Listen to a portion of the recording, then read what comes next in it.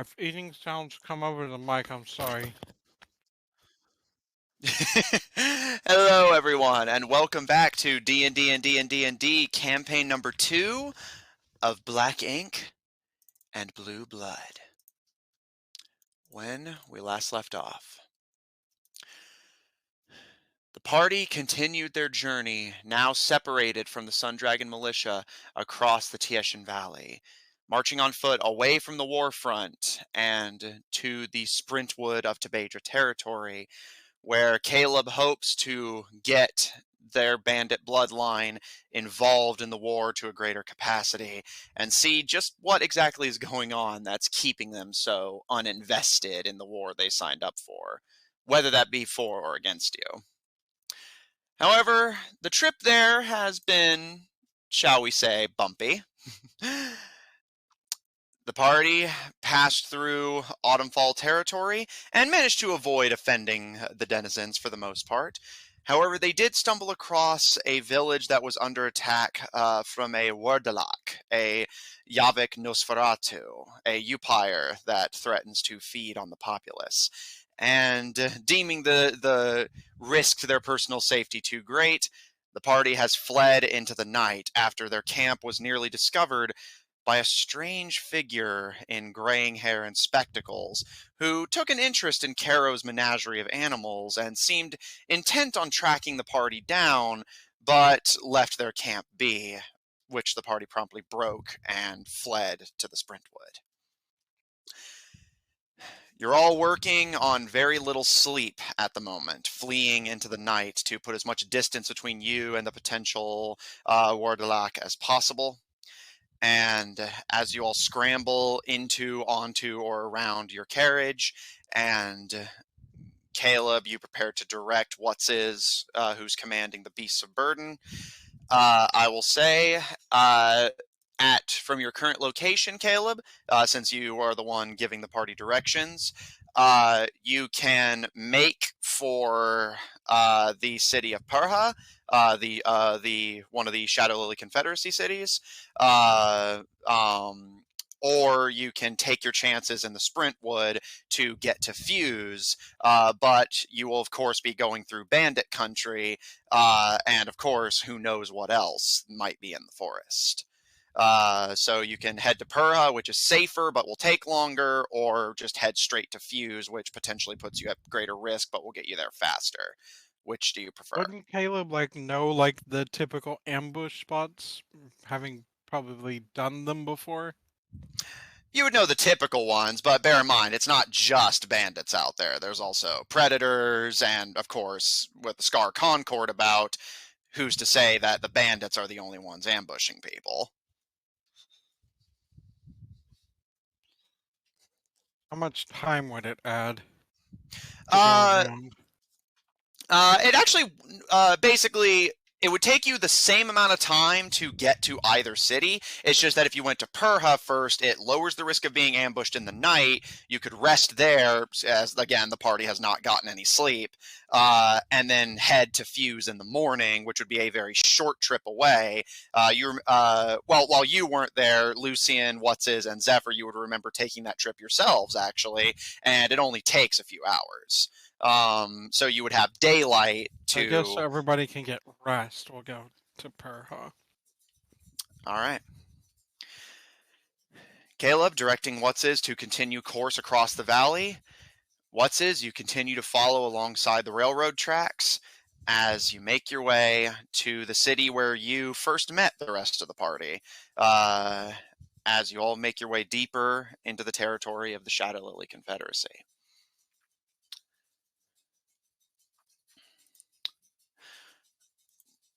Looking about, you can see that the night sky is overcast with heavy laden clouds. Streaks of lightning can be seen flickering over the Sprintwood, roars of thunder accompanying. And Caleb, as you give What's-His directions and hunch back into the carriage to take your favorite spot, you can see a slight pitter-patter of rain beginning to break out against the window of the carriage.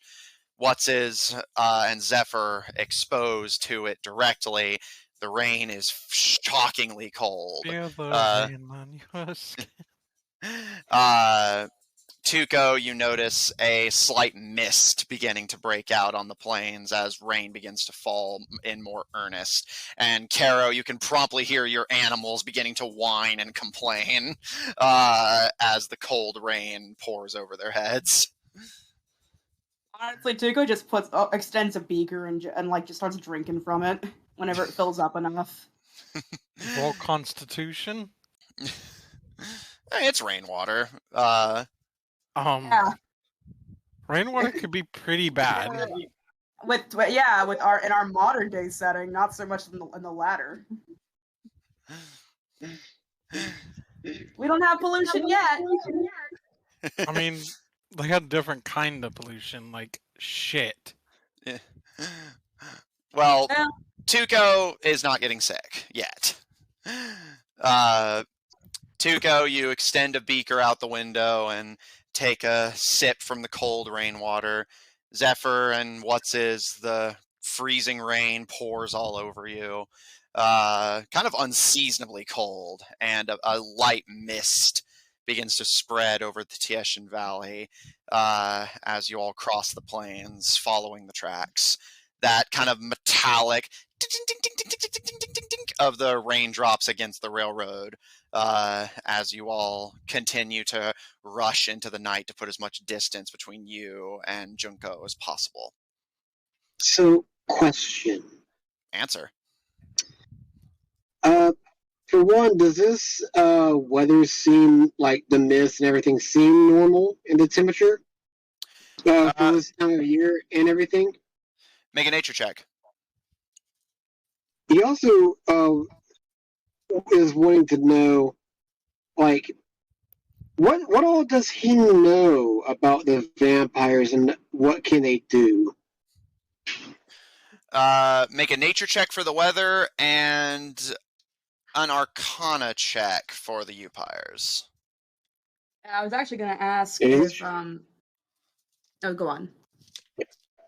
I was just going to say, he's trying to figure out if this is him or not doing this, for the weather.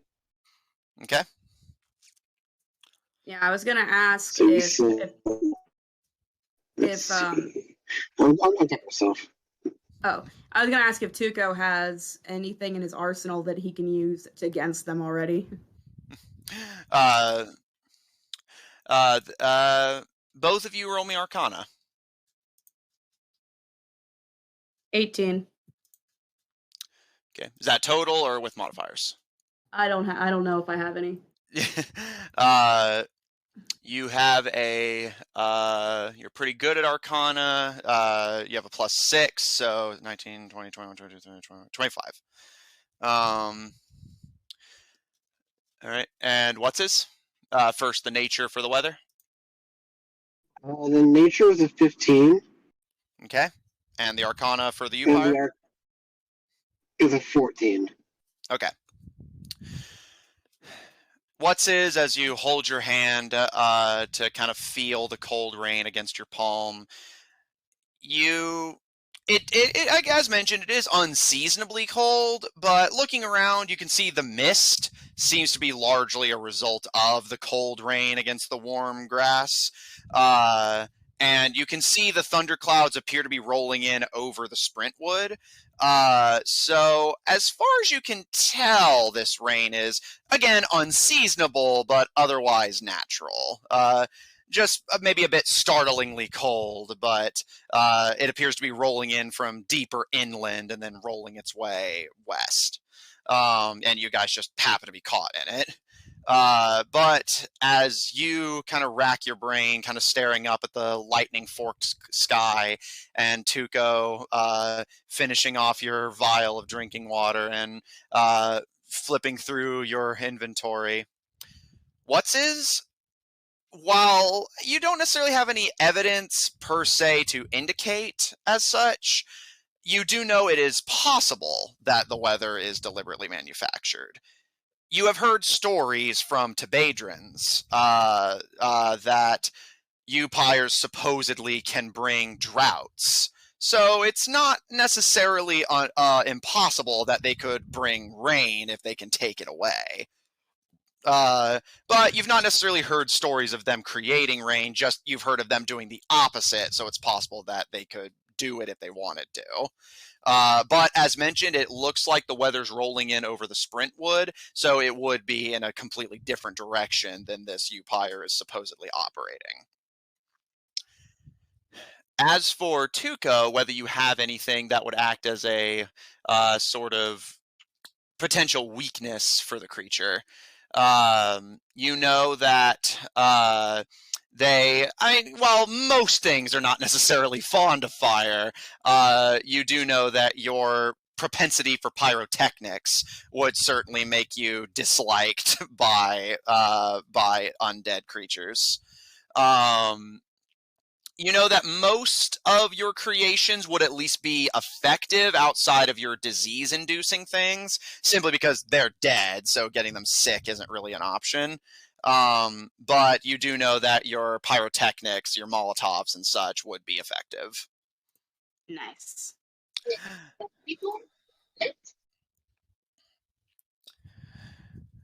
Wait. One mic at a I time. kind of spaced out for a second, so I have no idea what's going on. It's raining. That's all that affects you. Okay.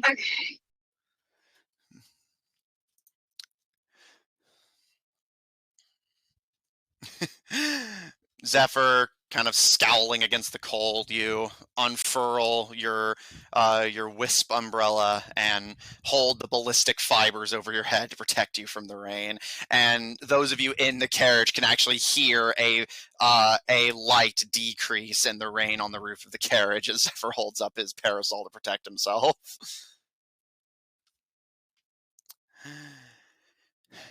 As you all... Sorry. Well, I mean, what were you going to say? Zephyr, do you think if we are being followed, that this thing could be reasoned with? It is, it does have a rational thinking, dead or not. Are you saying it out loud to everybody or just to you? Well, I'm saying it out loud, but it's towards Zephyr. Basically, he's directing it at Zephyr, but all of you can hear it. Okay.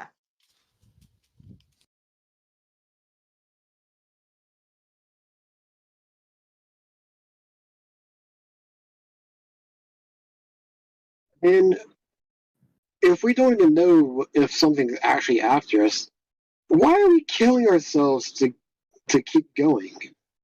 Especially in this rain. You can see Tuco just kind of gives him a look, just, well, mate, would you rather get munched on or be miserable but not get munched on? Well, here's the thing. Do you even know what y'all saw was the vampire? I mean, And even then, why wouldn't it have gone for the animals if it was desperate for blood? that's just the thing that bothers me about it. It was easy to come for us. He could have easily had his pick of the litter, but he specifically expressed an interest in getting to know us. And I don't tend to associate with people that have a tendency and propensity to make other people their menu. Yeah, but it doesn't add up. Like if he was looking for us in any form or fashion, how do we know he was trying to eat us? Like if he's heard of us, he knows about our condition. So he would know that eating us would be a death sentence. It's really... You knew about us and our conditions, well, mostly. It's less of the fact that, we think that he's here to eat us, but you remember, we're all wanted by one way or another. So this could easily be somebody who is looking for us. Exactly. And trying to stop us. So it's less of, I'm afraid that he is going to, drink our blood or whatever it is that vampires do, is more of, I don't feel like dying at this very moment. Not to mention, if he's looking for us like a man, or like a, I forget, what is your character's name? Lucian. Lucian. Lucian. Okay. Yeah, like if it really is coming after us, like Lucian said, then he might just be a bounty hunter under his own. This wouldn't be unusual. Well, if he knows about us from a bounty, he knows about our blood, so he won't bite us, so we have that in our advantage. He does a head count. 6 of us, 1 of him. Plus, if he is a bounty hunter, I have more than enough gold. I could easily pay him off. But Yeah, you got a point there. I'm kind of curious. For one, if we do have a bounty out, who put it out on us, and what are they wanting? Hey, Matthew. And if he I mean, isn't not to hunting sound us, like a bitch or anything, but it's pretty much take your pick at this point. Hey, It could Matthew. be anybody. Yes. Would Tabeja have experience on one end or the other with bounty hunters? Plenty. Half of your army is bounty hunters. So he'd probably know that it's a bad look to take money to basically turn on your contractors like that. It's certainly unprofessional. Because from what I understand of bounty hunters, you could take a large chunk of money from a target, but then no one will trust you with contracts again.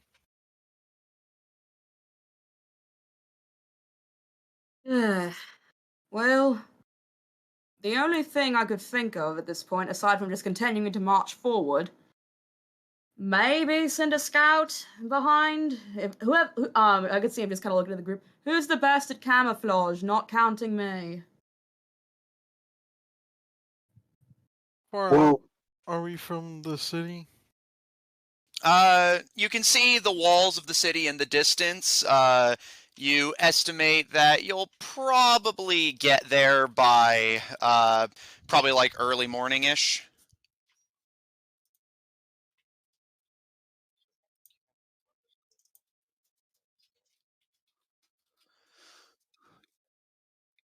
plus also, if it is a vampire, camouflage won't do any good because of their sense of smell. Really? Because I thought camouflage kind of covered that too, or because it's a spell. There's a spell called camouflage?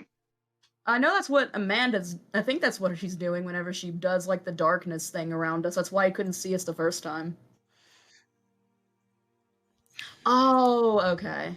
Yeah, which basically, as long as you guys stay in that area, then yeah, unless somebody walks directly into the area you are, they can't see, smell, or hear you. Oh, okay. Tell you what, why don't we just continue forward on to the next city? And if he does manage to stop us, he stops us. I think it is better that we don't try splitting up by doing anything crazy and just continue to the city that we're about to arrive at. No, that's what I was saying. If he stops us at that point, he stops us.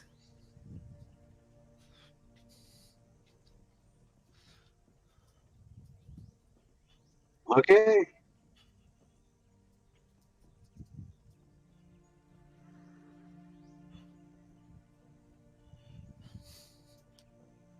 Yeah, which you're tiny, not particularly difficult. All right. I will be keeping an eye out just in case. Okay. Noted. Coming to a loose agreement, what's is still a little uncertain. You watch your surroundings carefully as you give the horses another and the carriage continues down the misty plains. The rain continues to pour all around you. It chills the inside of the carriage, but not to an unpleasant degree. Zephyr, you shelter beneath your parasol, and you tend to go loosely clothed at the best of times, so for you, largely rain ain't nothing but wet. And Caro, you listen to the bleating complaints of your animals, but they continue to keep pace. Everyone is tired. About half the caravan is soaking wet. And as you make your way along, eventually the storm begins to pass and the sun begins to rise. Tuco, you passed by the city. You would have passed by the city of Purha on your way to Sundragon territory. Whether you stopped in the city or not, I'll leave up to you. But I'll at least say you have a quite literally passing familiarity with it at the very least. And Caleb, you always saw the city, but the Tebadrins typically didn't directly raid against it, mostly because it is very well defended, and there's frankly just not much to take. Zephyr, and Lucy, and you, of course, remember from your time in the city that due to Barbarus's influence, the Shadow Lily Confederacy is not doing particularly well economically. Zephyr, you might recall in, I believe, Session 2 of this campaign, that you robbed the bank only to find it basically empty. Yeah, they had literally converted it into a laboratory because they just didn't have enough money to be worth storing.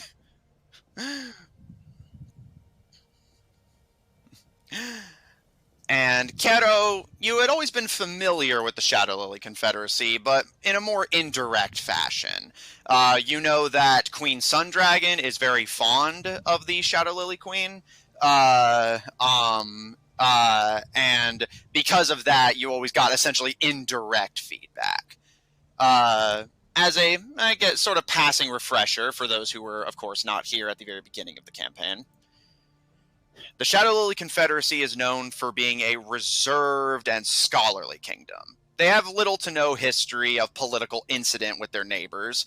If anything, the Tebadrins just ignore them, and Barbarus takes advantage of their kindness to raid and pillage freely with little retaliation. However, despite that peaceful reputation, the Shadow Lily Confederacy is deeply mistrusted. You've all heard, Caro, you especially would be familiar with this due to your proximity to nobility, that there's been a lot of very unkind things said about the president, that she is the bastard child of Barbarus, making her seat of power somewhat unstable. And Tuco, you've heard a lot of rumors from your line of work that the Shadow Lilies fund coups and rebellions all across Yav. Evidence that is not necessarily unfounded, given that assassins and stealth operatives such as yourself would be given technology and information that only the Shadow Lilies could have possibly possessed. The city you're approaching now, Purha, is a colorful coastal city, mainly known for the fact that it used to be a Geogrin town that was stolen from them in an uprising, and then taken by the Shadow Lily Confederacy. Yes, I remember well. Yeah, that was a long time ago. Yeah. So this place being big with assassins, Caleb would probably know a bit about it. Mm-hmm.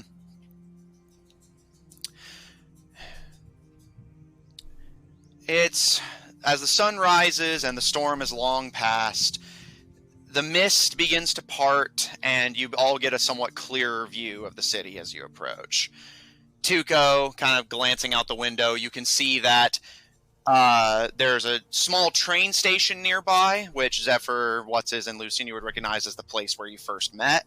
And in the distance away from them is a stone wall several stories tall and a single large gate for access from the road. And on the other side, you can already catch glimpses of the familiar for some, unfamiliar to others, cobblestone streets, carts passing to and fro, and small Victorian brick buildings surrounded by the hills of the Tieshan Valley. There's a slight bump to the carriage as What's-His guides it over the railroad tracks. You can see the train making its way to the city in the distance, but given your, let's call it, early start, you all got here first and are fairly tired to show for it. And Zephyr and What's-His, you're both... Zephyr, having been protected from the worst of the rain, you're a little damp, but otherwise fine. But What's-His, you are soaked to the bone and fairly chilled. However, thankfully, as you approach, the guards give you little trouble. They simply give you a courteous glance and open the gates to allow you to pass. Little interrogation beyond a cursory examination of the carriage. Although, Caro, you notice your animal menagerie does get some odd looks, but seeing as they're not leaping on people and cutting their throats, the guards likely just assume you're here to sell them and allow you through. Man, the day that Caro gets propositioned, like, hey, I'll buy that animal from you. Are you selling? Caro will probably He'll kill be me. the one to jump on them. Yeah, that's when her villain arc will begin. Villain arc. Well, now Matthew's gonna do it just to see what happens. Do I remember where that fancy tavern where the performer with the drum that had the musical lights and everything was? The Kaleidoscope? Yeah, you remember it was actually just down the main road from here. Okay, I'm going to take the cart there and also look for a stable for Caro's menagerie. Okay. I'm paying for everyone's room and board. Hell yeah. I don't think there's a stable big enough for her measuring.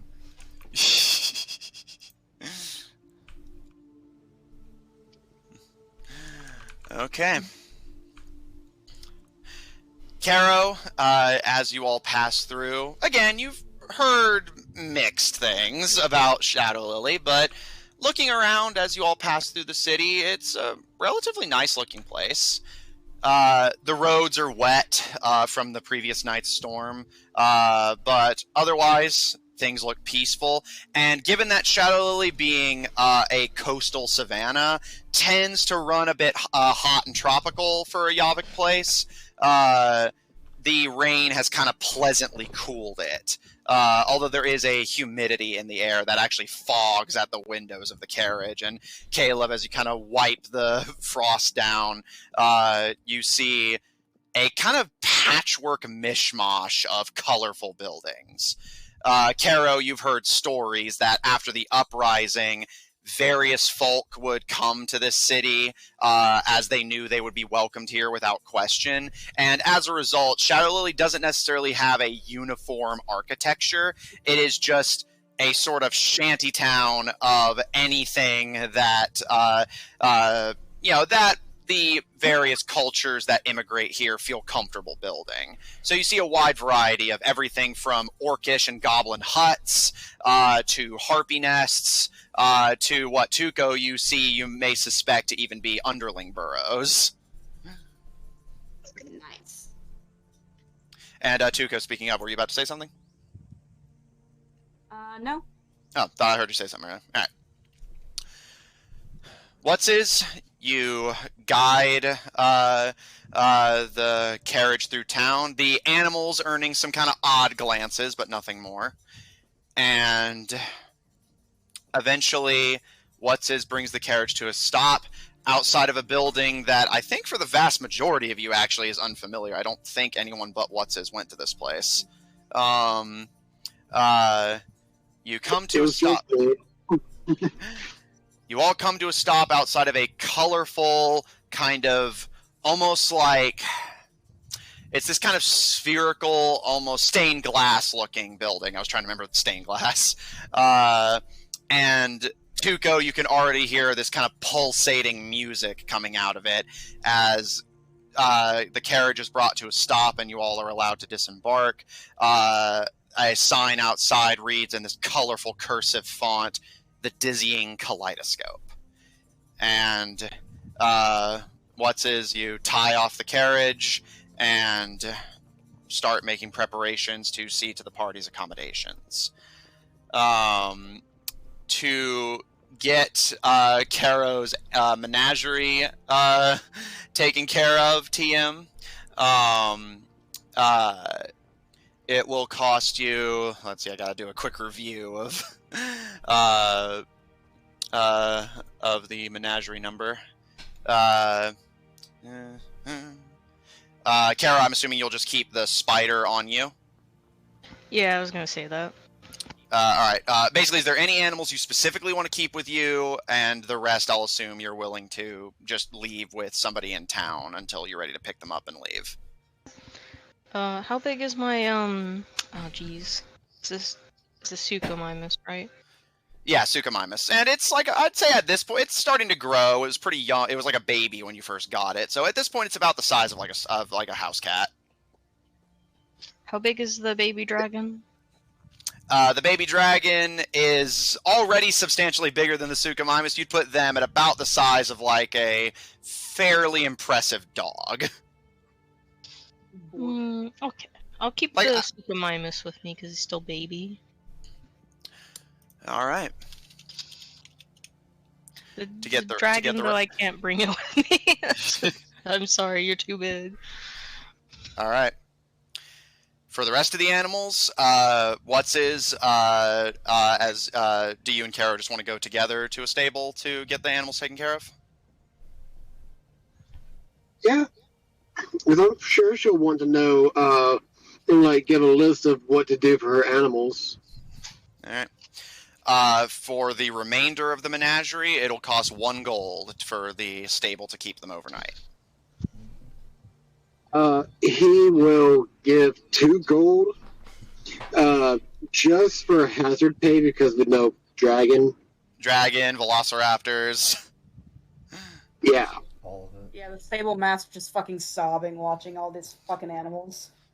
All right. Well, I mean, he's getting money though. Yeah. Yeah. Good money too. We got double his rate. All right. Keto? As you head off to the stable to get the menagerie sorted, the rest of you are left outside of the Dizzying Kaleidoscope near the tied-off carriage out front. It's about mid-afternoon at this point by the time you guys get settled. Again, you're all still pretty tired. You haven't slept all night. But the world's your oyster. What would you like to do?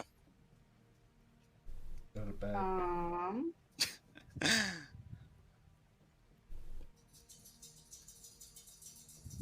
All right, Zephyr, you head inside and start looking for a place to sleep. Yeah, the same. All right. Tuco, you join him. Caleb, Lucian, anything noteworthy from the two of you? I'm sorry, what happened? You're in the city. Do you want to sleep or do you want to explore and see what there is to see? All right. And Lucian? Why? I'm fucking exhausted. I'm gonna go to sleep. All right. Before I do, I will take an hour to pray so I can manage my spells. Okay. Easily done. Assuming that had parked you guys outside of an inn, you all just head into the Dizzying Kaleidoscope.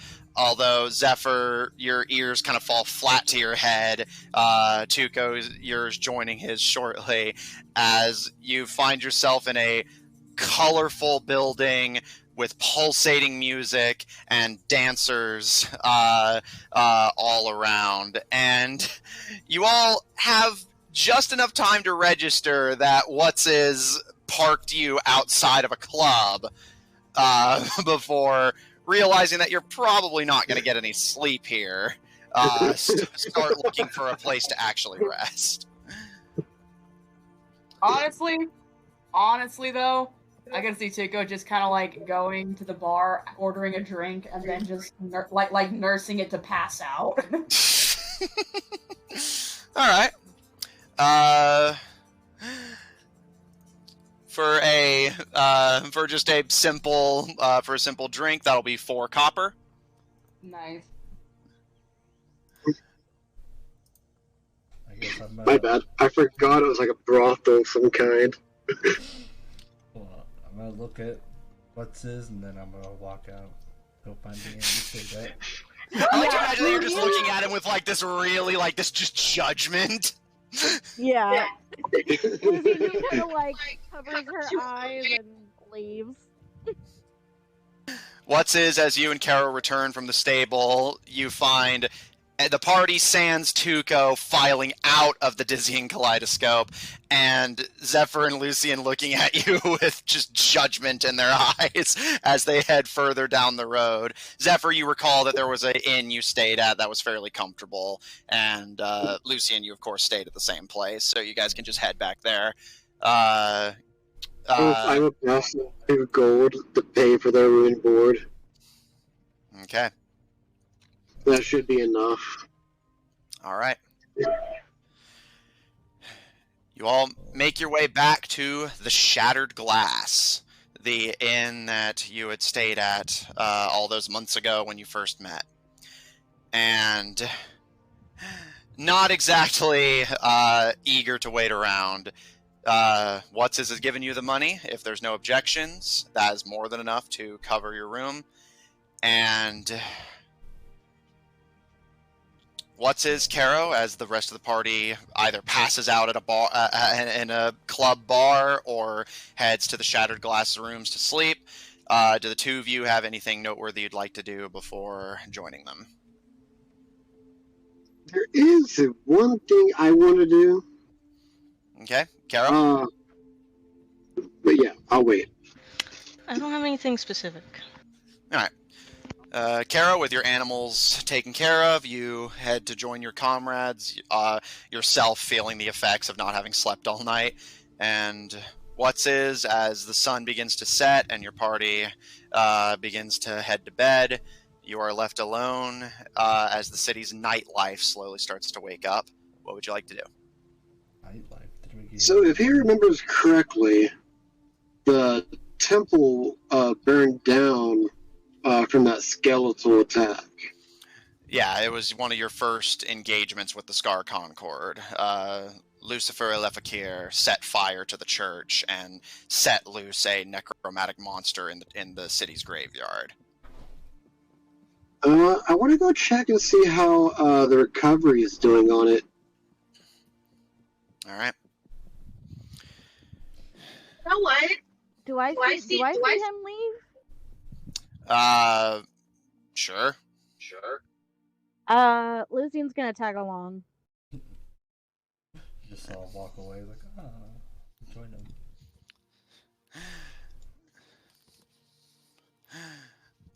Lucian, as your room is paid for and the rest of the party starts to file upstairs, exhausted and silent, you see...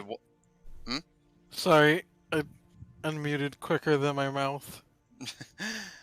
As they all file upstairs, Lucian, you notice is beginning to head deeper into the city and follow along as you recognize the familiar route they're taking past the city's bank and making its way to the graveyard. As you pass through the tar pits of the Shadow Lily Savannah, you can see that there's little obvious evidence of the battle that had taken place here months ago. Most of the fire damage and tar stains have been cleaned, and the grass has regrown. Although you are probably not surprised per se, but pleasantly at least, as you reach the end of the graveyard and see that the church is rebuilt. It has been months since it was burned down. It has been repaired and refurbished. It still looks a little lesser than it was at its former glory, but it's definitely back to being a fully functional place of worship. And you can see that they've rebuilt it out of this kind of marble-esque material to prevent against future fires. Quick question. On the side of the building, are the words still there? Taking a look at. Also, whenever I'm talking, make sure you're muted because it echoes a bit. But yeah, Lucian, from behind What's you kind of curve to the side of the church and see that the words that had been emblazoned, quite literally, have long since faded.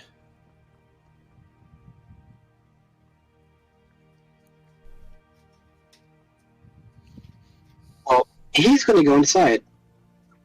All right. Lucian?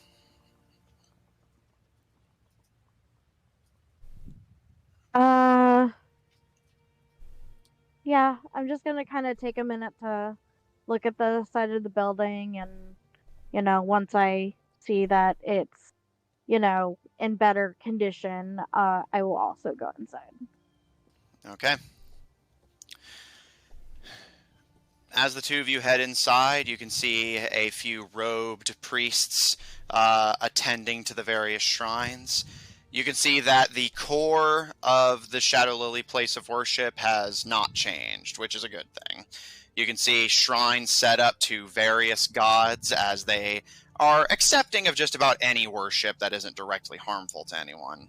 And Lucian, you recognize the familiar figure of Priestess Priscilla, making her way around the shrines and whispering to some of the other priests, as you can see a few folk of Shadow Lily kneeling at shrines. I'm gonna go over to her. As you make your way over, she looks up, and she seems pretty tired. It's starting to get late at this point, and her eyes are slightly lidded as she looks to you and kind of clearing her throat. Is there something I can help you with, child? Do you remember me?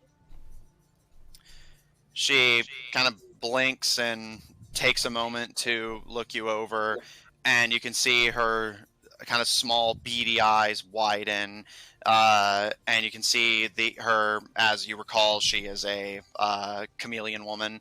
The pigments of her skin kind of rush with various colors as she considers you, and you can see her look to What's and giving a smile, she gives a bow to the two of you as she seems to remember you. And, oh, of course.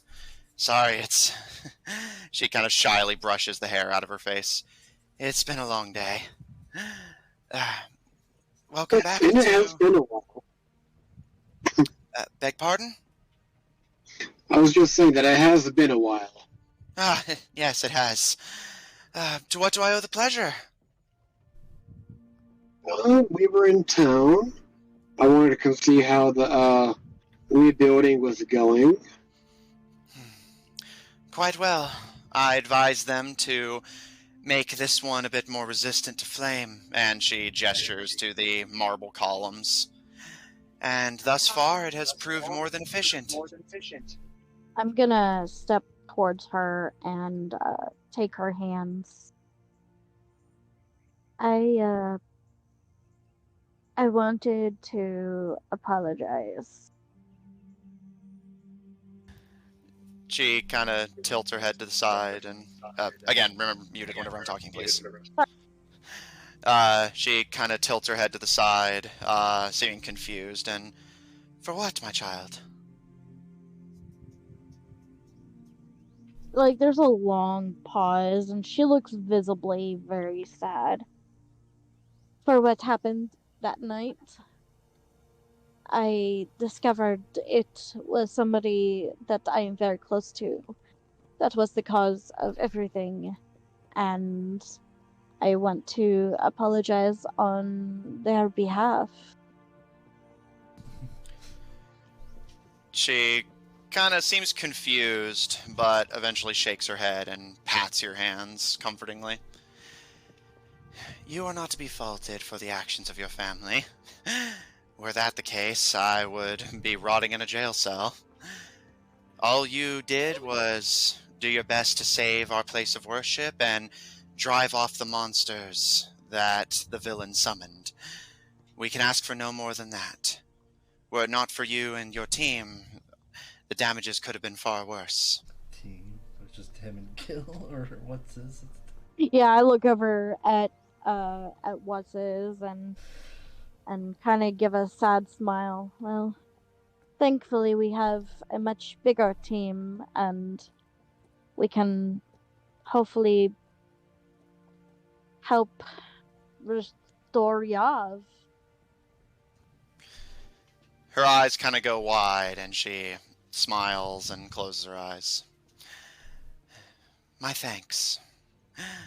I wish you the best of luck in this endeavor. Well, I'm sorry about what happened, and I'm glad that I was here to help. She gives a slow nod and smiles. If there's anything I can do for you, please do let me know. This city owes you quite a deal of debt. We may not be able to pay it in a way that you would prefer, but we will do our best. Just remembered. If is there a shrine to Jiva? Yes. Okay. I'll just kind of give a little guilty smile. If it's alright with you, I'd like to sit with her for a while. You may. Although, and she kind of tilts her head in thought, and you can see she pats at a shrine of Marzana and gives you a smile. I'm sure her sister would appreciate some conversation as well. And with that, she turns away from you to give you some privacy. You, please. Yeah, it's interesting. She turns away. The look on Lucian's face is really interesting because, like, as she's looking at the statue of Marzana, there's just like this very far off, sad look on her face, and she just kind of like does that thing like with her head that like people do when like they're listening, but like they're kind of like also dissociating. She turns to give you privacy and turns her attention now to What's and gives you a bow as well. And you have my thanks as well for your actions in the battle. Is there something I can do for you? There's a few things. I know last time, there was a lot of injuries, so y'all didn't have very many health potions. Do y'all happen to have any more in stock? She gives a smile and, we've gotten a few, thankfully. Do you have need of them? Well, I was wondering, what's the strongest one you have? She kind of gives a somewhat guilty expression, and I'm afraid a potion of healing is the best we can offer you. Basically. Well, do you know any other places in this town that would sell higher doses? She kind of thinks for a moment, and in this city, I'm afraid not. Not in places where travelers can access them. However, if you have a great need of them, And she hesitates for a moment before sighing, seeming like she's debating whether to tell you this before saying, "We have been importing them from an herbalist in Fuse. Perhaps they have some they'd be willing to part with?" Well, we're heading there next. We just need to come to town to rest. You were not traveling in that storm, were you? A little bit, yeah. She For a gives little you. bit, he means all. She kind of gives you a sympathetic smile, and if you cannot afford the tavern, then the church is always a place where you can rest. Oh, money is not an option. I was just trying to find out about the health potions because, well, he looks at his arms. I tend to get hurt quite easily and often. She kind of gives you a small smile. You can tell she's definitely noticed your injuries, but has not commented on them. She simply kind of stares at you for a moment before giving a nod, and "I will be sure to send word to the herbalist to expect you." And she thinks for a moment before gesturing to a shrine to Woda. And if you have any need at all of protection,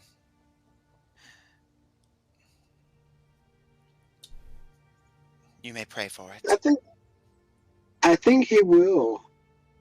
And he'll also leave an offering, which she knows will go to the church in general, not just to her. Okay. And I will private message you. Okay.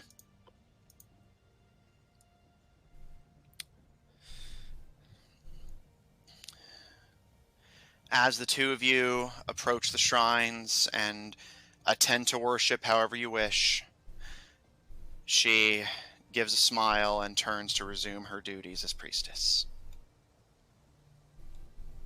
I plan to stay here because we're staying the night here, right? That was the plan, yes. Okay. So I'll spend 1 hour with Shiva and then another hour with Marzana before turning in. Okay.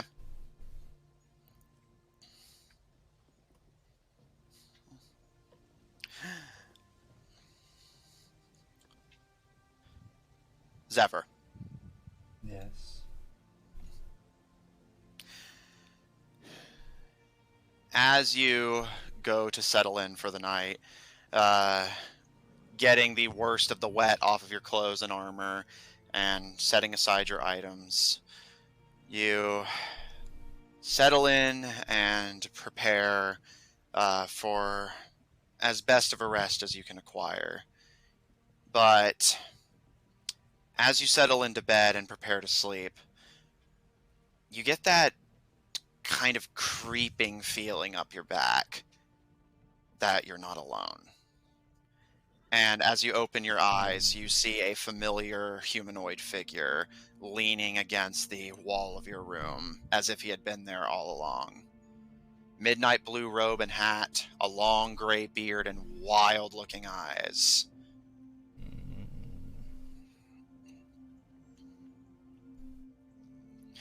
I'll try to think.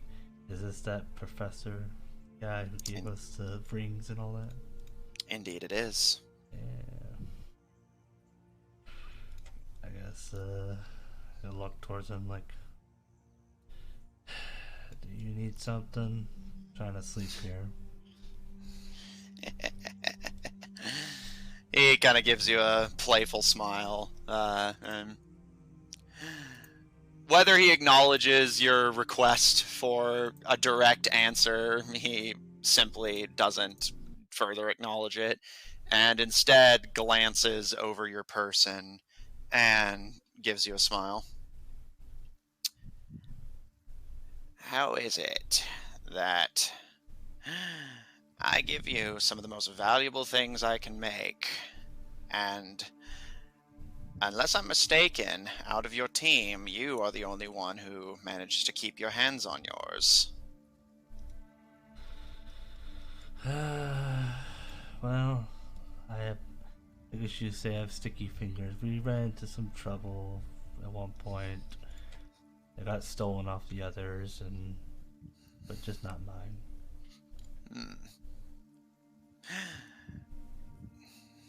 He gives you a smile, and his eyes kind of crinkle. Then you are exactly the man I thought you were. What brings you back to the territory of the Confederacy? I hope your team isn't expecting any more freebies. Freebies? What freebies would that be? Exactly. Why are you here? We're just passing through. We have no intentions of staying, more or less, just by the sounds of it, just merely staying for a rest and be heading off. I see. He kind of looks you over again and speaks up. And my ring, has it been serving you well? It definitely has served its purpose, and I may have use for it, but the problem is I have acquired a fair amount of items, so there are times where I don't find my use for the ring as much. Well, if your use for it has expired, I would be more than happy to take it back. And he extends a wizened, gnarled-looking hand to you. He's probably laying down at this point, getting up. Yeah, you were already like ready for sleep whenever you popped in. Yeah, he just kind of gets up and just like looks at the ring. Well, Army would prefer to keep it, but I'm willing to you're more than free to. I just simply do not wish it to weigh you down if you have no more use of it. I'm willing to part with it, if you're willing to part with the exchange. That's actually what I'm here for. As it stands, your teammates have pawned their debts off to someone else. You, however, still hold yours. I'm here to collect. Okay. Well, if you're here to collect, then by the sounds of it, the ring is still mine. If you're willing to pay my price for it. Well, what be the price? He puts his hands in his pockets and kind of scans you contemplatively before. You've gotten stronger, more insightful. Would it be unfair of me to suggest that you have garnered some degree of insight to see through illusion? See through illusion. Who's he talking to? Me. Zephyr. No, who's Zephyr talking to? The alchemist that gave him the ring that he's been kind of hoarding since the early parts of the campaign. Everyone got an item from him, but you guys had all of yours taken from you by the Scar Concord, except for Zephyr, who managed to smuggle his out, and What's-His, who gave his to his sister. Huh? Did he also get one? Or did he get the magic hat? Either way, Yeah, I got the hat of have this disguise. I thought it was something different. I know it was like there was a totem at one point.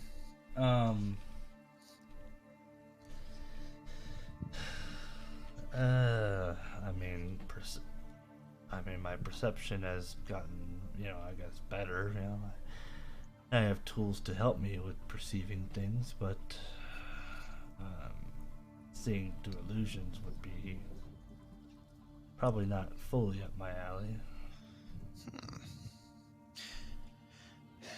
He actually approaches you at this point and extends a hand towards you slowly, as if he wants to touch you, but is giving you ample time to pull away. What are you doing? Your eyes. What about my eyes? He hesitates for a moment and kind of gives you a kind of unreadable expression before smiling, and never mind. Simply a researcher's interests.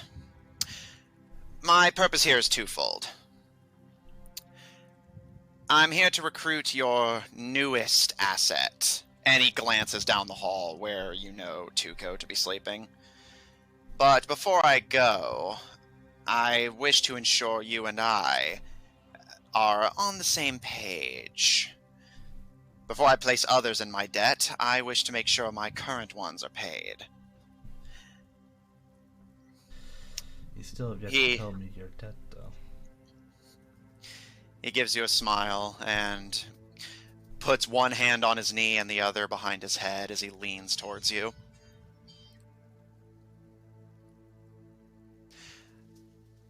I don't want anything from you. In fact, all I want from you is inaction. Inaction? He crosses his arms and leans against the opposite wall. And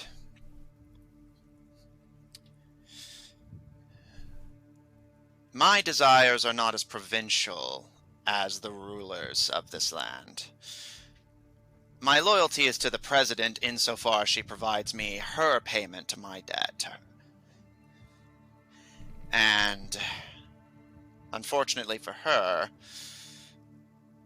I found that the debtors you have put me in contact with have provided me much greater resources.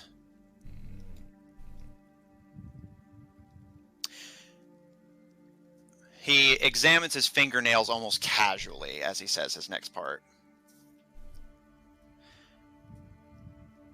Barbarous will come to claim these lands. I instructed him to wait, because wherever the Scar Concord operates, you and your team have an unfortunate habit of sticking your nose into it, getting involved, picking a side. Yeah, they do that. That they do. Halfling are birds of a feather, as it were. You go where the money goes. So, I'm telling you where the money's going, and it's not here. I mean, I could have guessed that. I was just seeing as last time, y'all had either less than nothing, y'all had tried to give off me fake gold. Then you know the dire straits President Shadowlily finds herself in. Barbarous wants to reclaim her. She's been running from him for far too long. And that was the price that I was offered as payment of the debt you passed to him. Passed to him? As I said, you are the only one who kept a grip. Which means I no longer control your allies, but I do control you.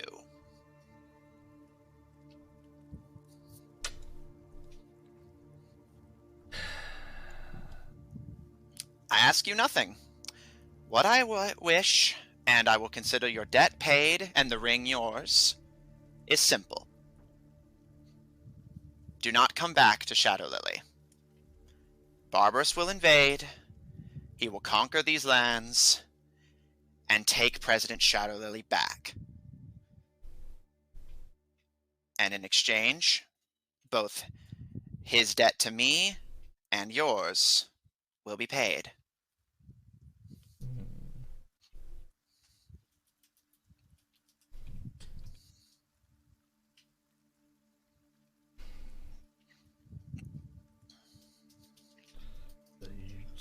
So essentially, after all this, your debt is, or your favor that you ask is just simply me not to interfere with the fight. And to keep you and your allies out of it as well. I no longer control them, so I cannot ask this of them. But I can ask it of you. That's something I'm not sure if even I have the capabilities of doing. Well, how you go about paying this debt is not my business. What is my business is that it is paid.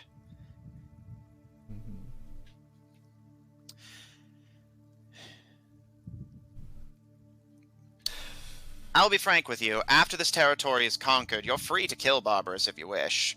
I'm not loyal to him, nor am I loyal to the President. You, me, and the Halfling are all birds of a feather, loyal only to ourselves.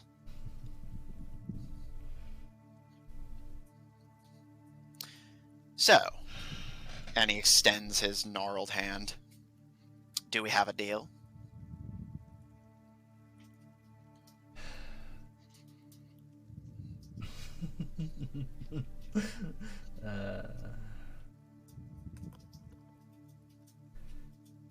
Well, it's hard. It's gonna give me something to think about. So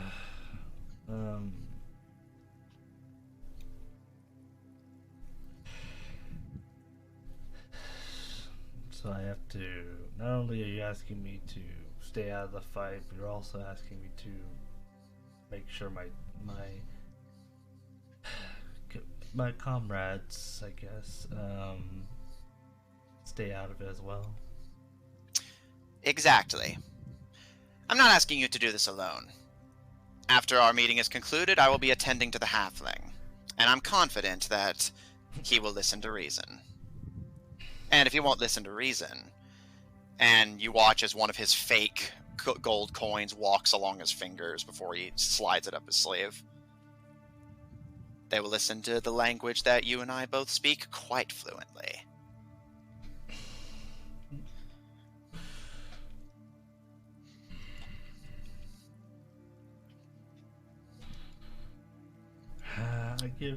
I will say, I will agree to this, but I give no promises as to results. As I mentioned, they tend to act of their own accord. Do not worry. I intend to supply you with something even more valuable than magic rings. And I think you'll find it'll be quite efficient at keeping your followers in line.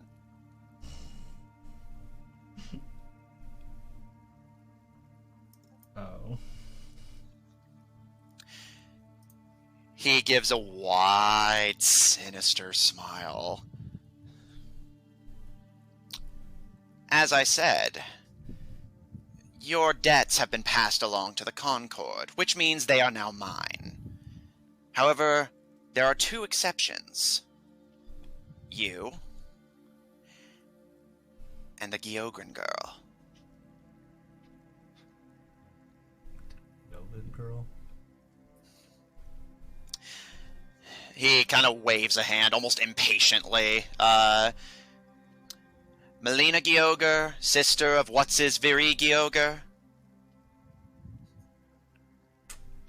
What about her? What's-His Viri Gyogre passed his debt to her, which means she is now mine. An asset that I can allow to flourish as she currently is, or, if my payments are not met, I can kill with the flick of a wrist.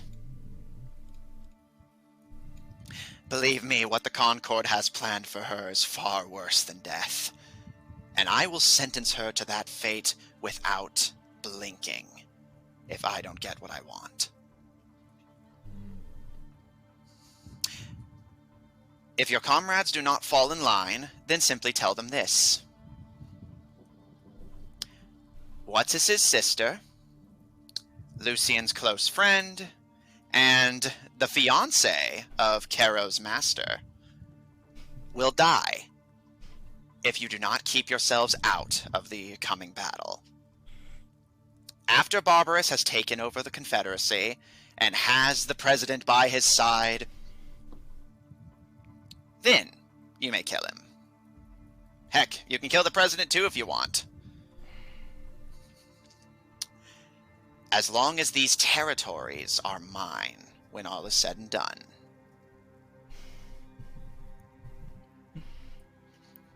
Do we have an understanding, Zephyr Tebedra?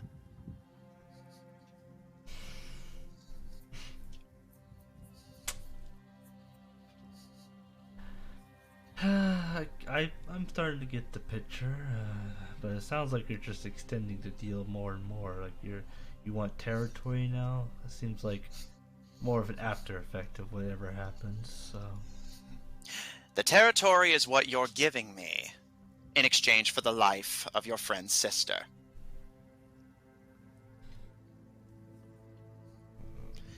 You may keep the ring, and your allies may keep their family and comrade. All you need to do is nothing. Walk away, Zephyr.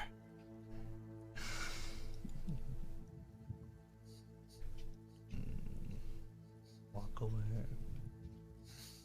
You get a magic ring, and your friends get to keep their friend alive, as long as you stay out of it. Seems like a pretty fair deal, I think. I'm giving you a magic item and one of my most valuable assets in exchange for, quite literally, nothing. I'm even allowing you to kill my customer afterwards. How generous of me.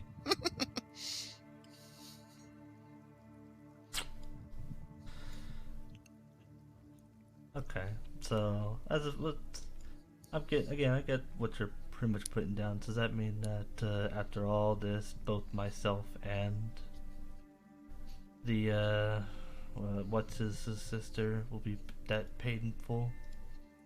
Indeed. I've already gotten what I want out of her.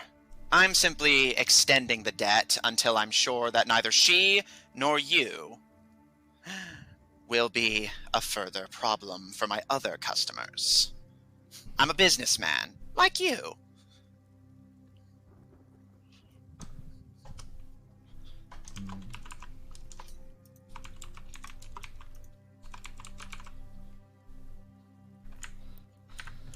Well, I see no reason to decline. Then the ring is yours, Zephyr Tebedra. If news of the battle reaches you and your friends become uncooperative, you're free to tell them the truth. What's his sister? Friend and associate of the rest of them?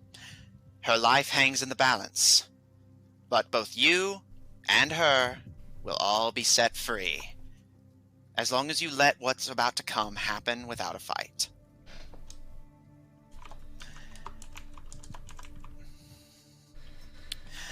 He extends his hand to you again. I guess Zephyr will shake on it. You take his hand and he grips yours tightly, and you realize, feeling his hands, it's this almost like chitinous feeling. His hands don't feel like skin. It's almost like porcelain.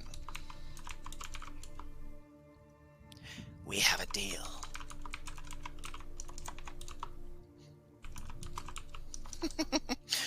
I think you and I are going to get along quite fine, Prince Tebedra. If you ever have need of machinations that are above your pay grade, feel free to call me. I'd be more than willing to help you again. Well, I'm off to... And he kind of waves his hand, almost bored. See about contracting a halfling for some other work I need done. Do you need anything else from me? No, I mean, I'm just glad that this favor finally got paid. Oh, of course. I'm sorry to have left you in the dark for so long. I've been quite busy, you see. Many customers, many debts to see paid. Well, I'm off. Consider your debt paid, as long as you do nothing. The ring is yours. I'm glad it's been serving you well. And he gives you a bow.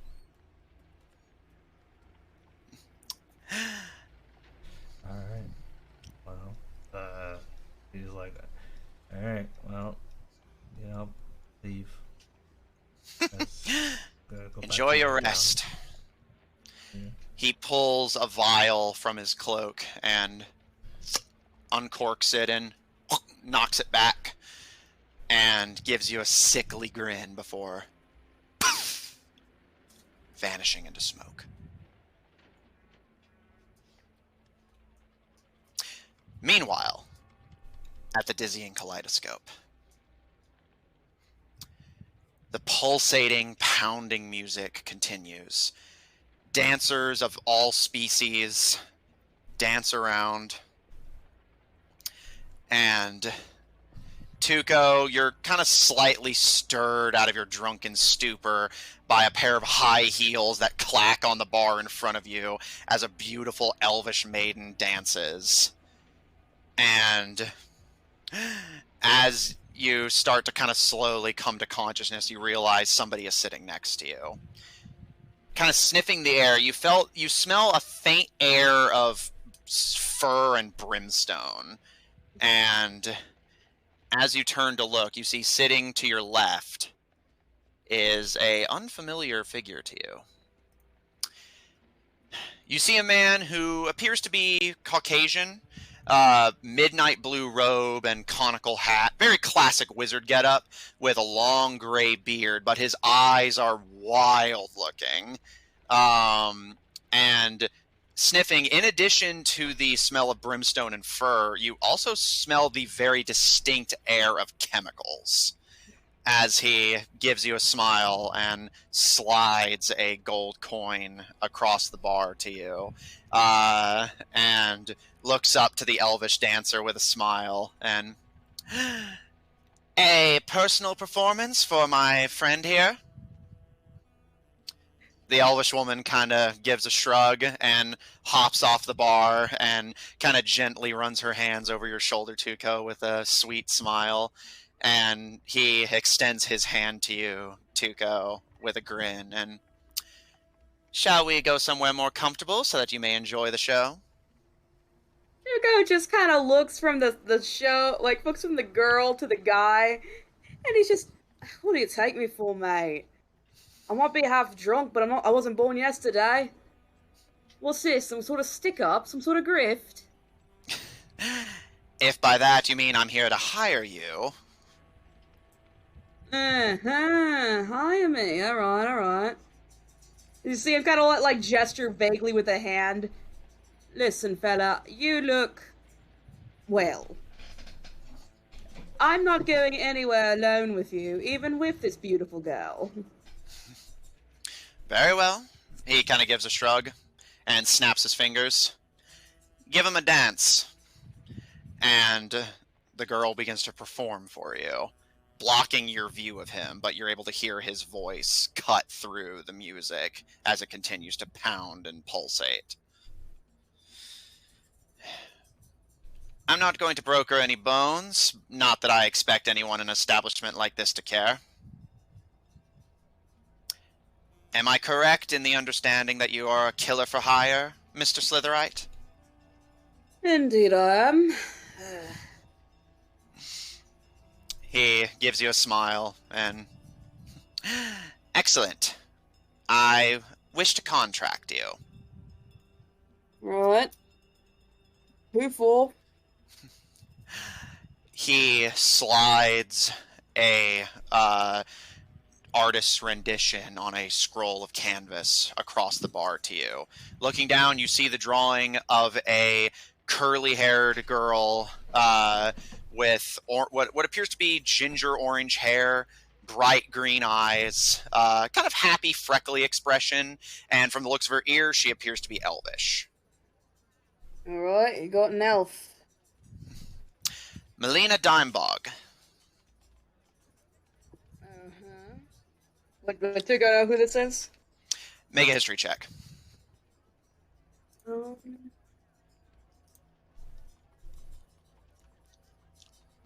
20, nat 20.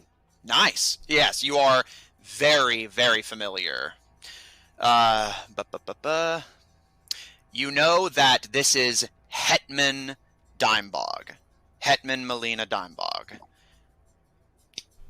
She is the head of the Dimebog Hetmanat, a small, kind of unintimidating kingdom. Most simply ignore them or mark them as an easy target. You know this is not the first time that she's been targeted for assassination. You know that the Dimebog Hetmanat is very close allies with the Gyogrin territories. There's even rumors that the two are related in some way. Once an independent territory, the swamps of the Hetmanat were conquered by the Gyogrin army, and the Dimebog Hetmanat was born. Too far away from the Gyogrin territories to be completely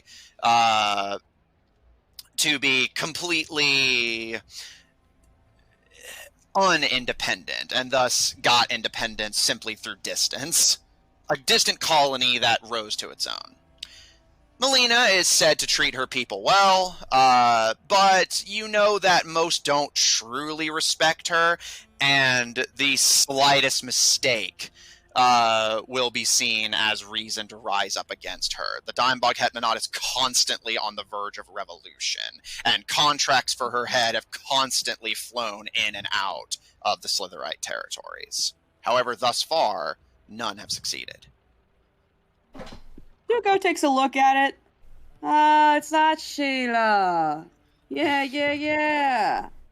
Her stuff been passed around. Indeed. You're the first person I've asked, but not the first that's been asked. Unfortunately, kindness doesn't get you far in Yav, and she's going to be the next unfortunate to discover that. He taps his finger on the bar, kind of thoughtfully. And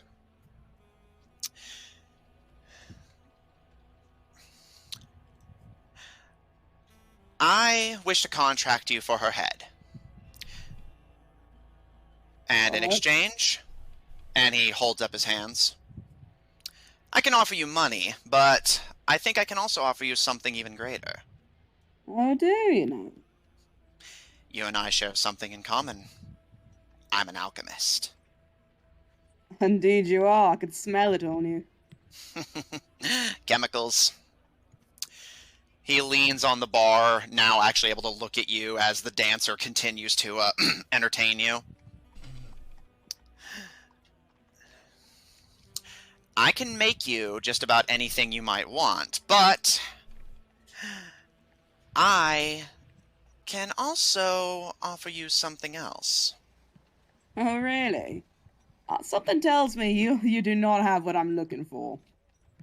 Oh, well, please. And he leans back and gestures for you to go on. No. I barely know you. Go on, make your own proposition. Very well. He thinks for a moment and... Would you consider yourself particularly close to your traveling companions? Oh, the little frog one's pretty nice. I'd say the doctor one, bit of an annoyance, but she's very smart. The barbarian, he's kind of a ditz, but his heart's in the right place. And the short one, well, don't have much to say about him. He hasn't caused a lot of trouble, thank goodness. And what of Prince Tebedra, the human? Yeah, I could see him after a moment of thought of just kind of... there's a moment of pause where he's just... what about him? He's managed to not stand out much in any way to me.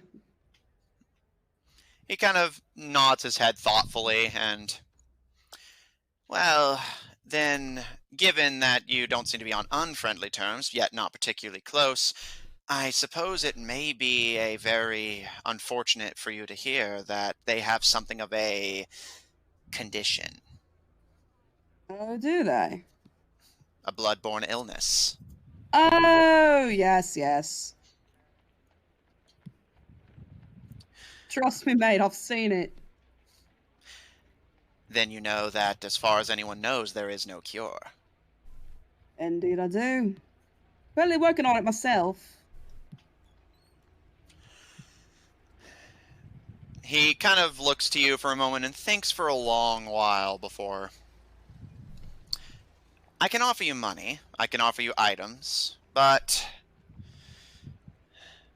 I can also offer you an out. An out?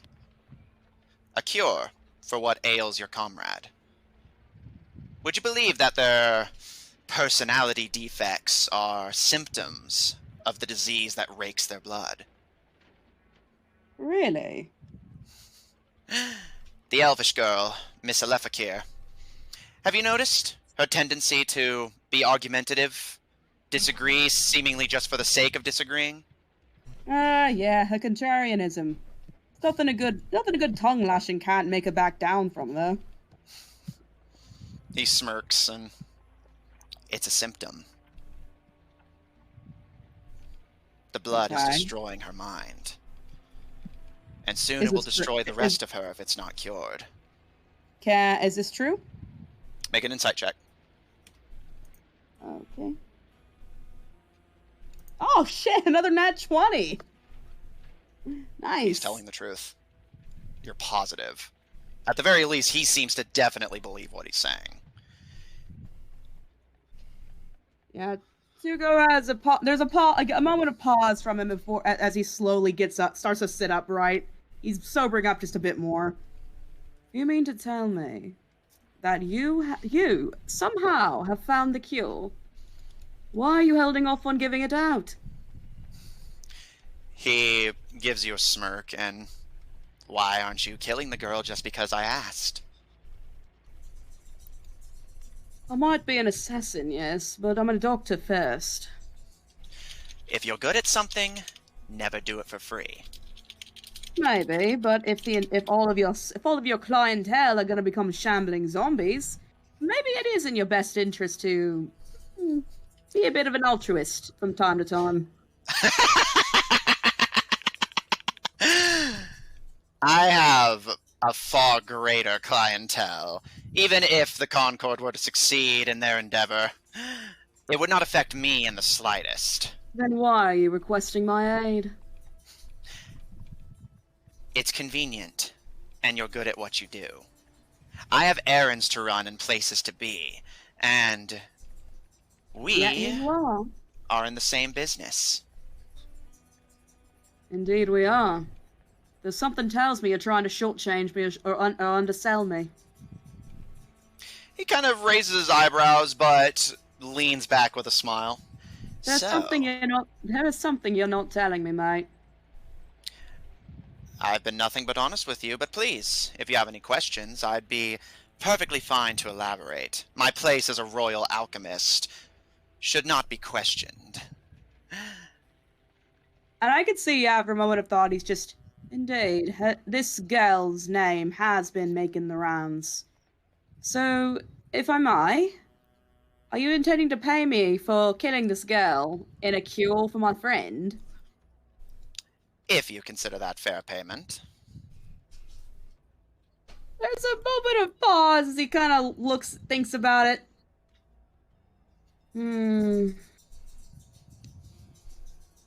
Tell you what, mate, I'm gonna hold you to it. I could see him just a moment of thought. I'm gonna go, and I'm gonna collect a sample of this girl's, or rather, if he does, he actually have a sample on him already? I believe he did. I think... Seeing as Lucian and Tuco have been tirelessly, looking for a cure together, I can safely say that maybe, she shared, a small vial. Yeah, I could see him producing a vial. 90% certain that they did. There's been a lot of interaction. Yeah, that was definitely been taking samples, so yeah, I'm willing to allow it. Yeah, I can see it, he holds out a vial and, places it down. Almost kind of in a bit of a disturbing, like a little bit of a disturbing grin of his own, just uncaps it, pours like throws out the glass of whatever it was he fucking had, cleans it before just like pouring it in. I want you to make this go away. Prove it to me. Prove to me that you can actually get rid of this. He gives you a smile and holds out his hand. I hope you do not mind if I... And he turns away to shield what he's doing exactly away from you and gives you a smile. Magician never reveals his secrets. Indeed. You see he reaches towards his belt for something that you can't see and kind of fiddles with the vial for a bit before turning and now holds in his hand 2 vials, both of which contain normal, red, uninfected blood. Right. You see him kind of look at it with a legitimate intrigue as he like kind of glances it over. Can he sense it? Can he like test it for anything that's in it? Make a medicine check.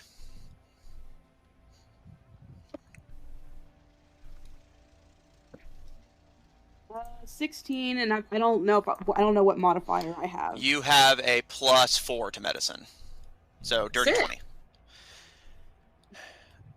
Looking over it, both of the blood vials appear normal enough. You cannot see any trace of the ichor, although you do notice that one of the vials' blood doesn't seem to match Lucian's. It seems different. Which, yeah, I could see him as he like inspects it, kind of gives him a glance. Mate, I wasn't born yesterday. He kind of rolls his eyes and... Do you know exactly what it is that they've been infected with? I know it to be something beyond just a mere blood-borne pathogen. Indeed. And he knocks a finger lightly against the vial that doesn't match. What I've done is I've isolated the blood that's infecting and separated it from hers. In theory, this procedure would not only salvage the original body, but give us a working sample of what was left behind. Which means... And he leans forward kind of excitedly, kind of getting that little inner scientist going with a grin. In theory, I will grant that I have not tested it beyond samples, but I'm confident that... And he kind of pauses at this point and considers. Your friend, the Lovelander, Miss Caro, the Squire. Indeed. Has she told you exactly what her... And he kind of rolls his hand thoughtfully. Personal grudge with the Concord is, exactly? No, I don't believe she has mentioned it. Then... And he pushes the samples back to you. Take these to her, and she will be my proof. And if you are uncertain of my honesty, then simply tell her... And you see his eyes kind of gleam with interest. If you and your comrades ensure that the girl dies,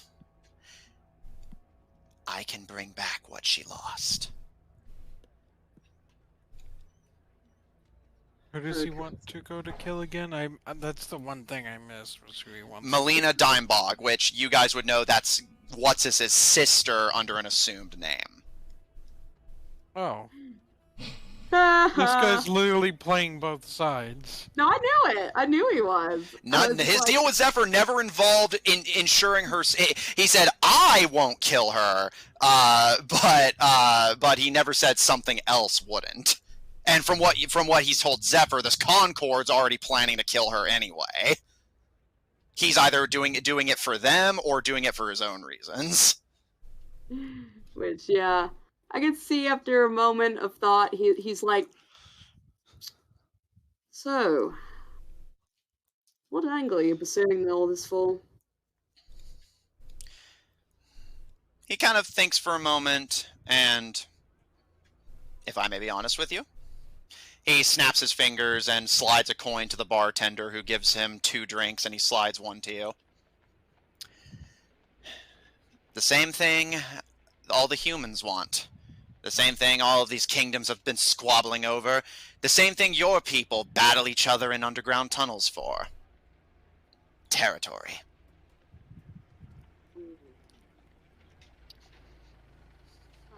Let's see. He gives a moment of thought as he kind of like, does Tuco know who she is beyond just what he just explained to her? Or rather, does he know the rumors relation? that she's directly related to the Gyogrins, but there's never been any concrete proof. Okay. After which I could see him just saying, "All right then. Tell you what. I'll go and I'll tell this to Caro, and you wait. If you're serious about this, I think you'll find it worth it." Very well. And he kind of gives a little curtsy with his robes, and do tell her I said hi. Her and I have been acquainted before. She's bought from me before, you see. Oh. I've been incredibly rude, haven't I?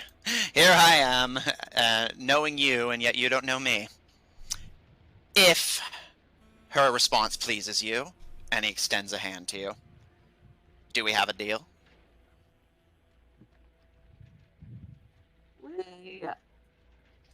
I'll reconvene with you afterwards. I don't shake before. Very well. I'll greet you before your party leaves town. They all know me. I bet they do. And as I could see after that, he starts to like grab for his stuff and just makes to start heading out. As you start heading out, and the dancer kind of blows you a kiss and gives you a wave. The wizard, he catches it, throws it back, like mwah. The man gives you a grin and gives you a friendly wave, and as the alchemist leans back and knocks back his drink, he gives you a smile and calls out to you as you're leaving the dazzling kaleidoscope. If she asks who you're talking about, the name's Christoph Rejkar. Gotcha. As he kind of gives a little wave as he heads back to the fucking inn. All right. Do you wish to approach Caro tonight, or do so in the morning? Oh, he's going to her right the fuck now. Okay. We'll come back to you in just a moment.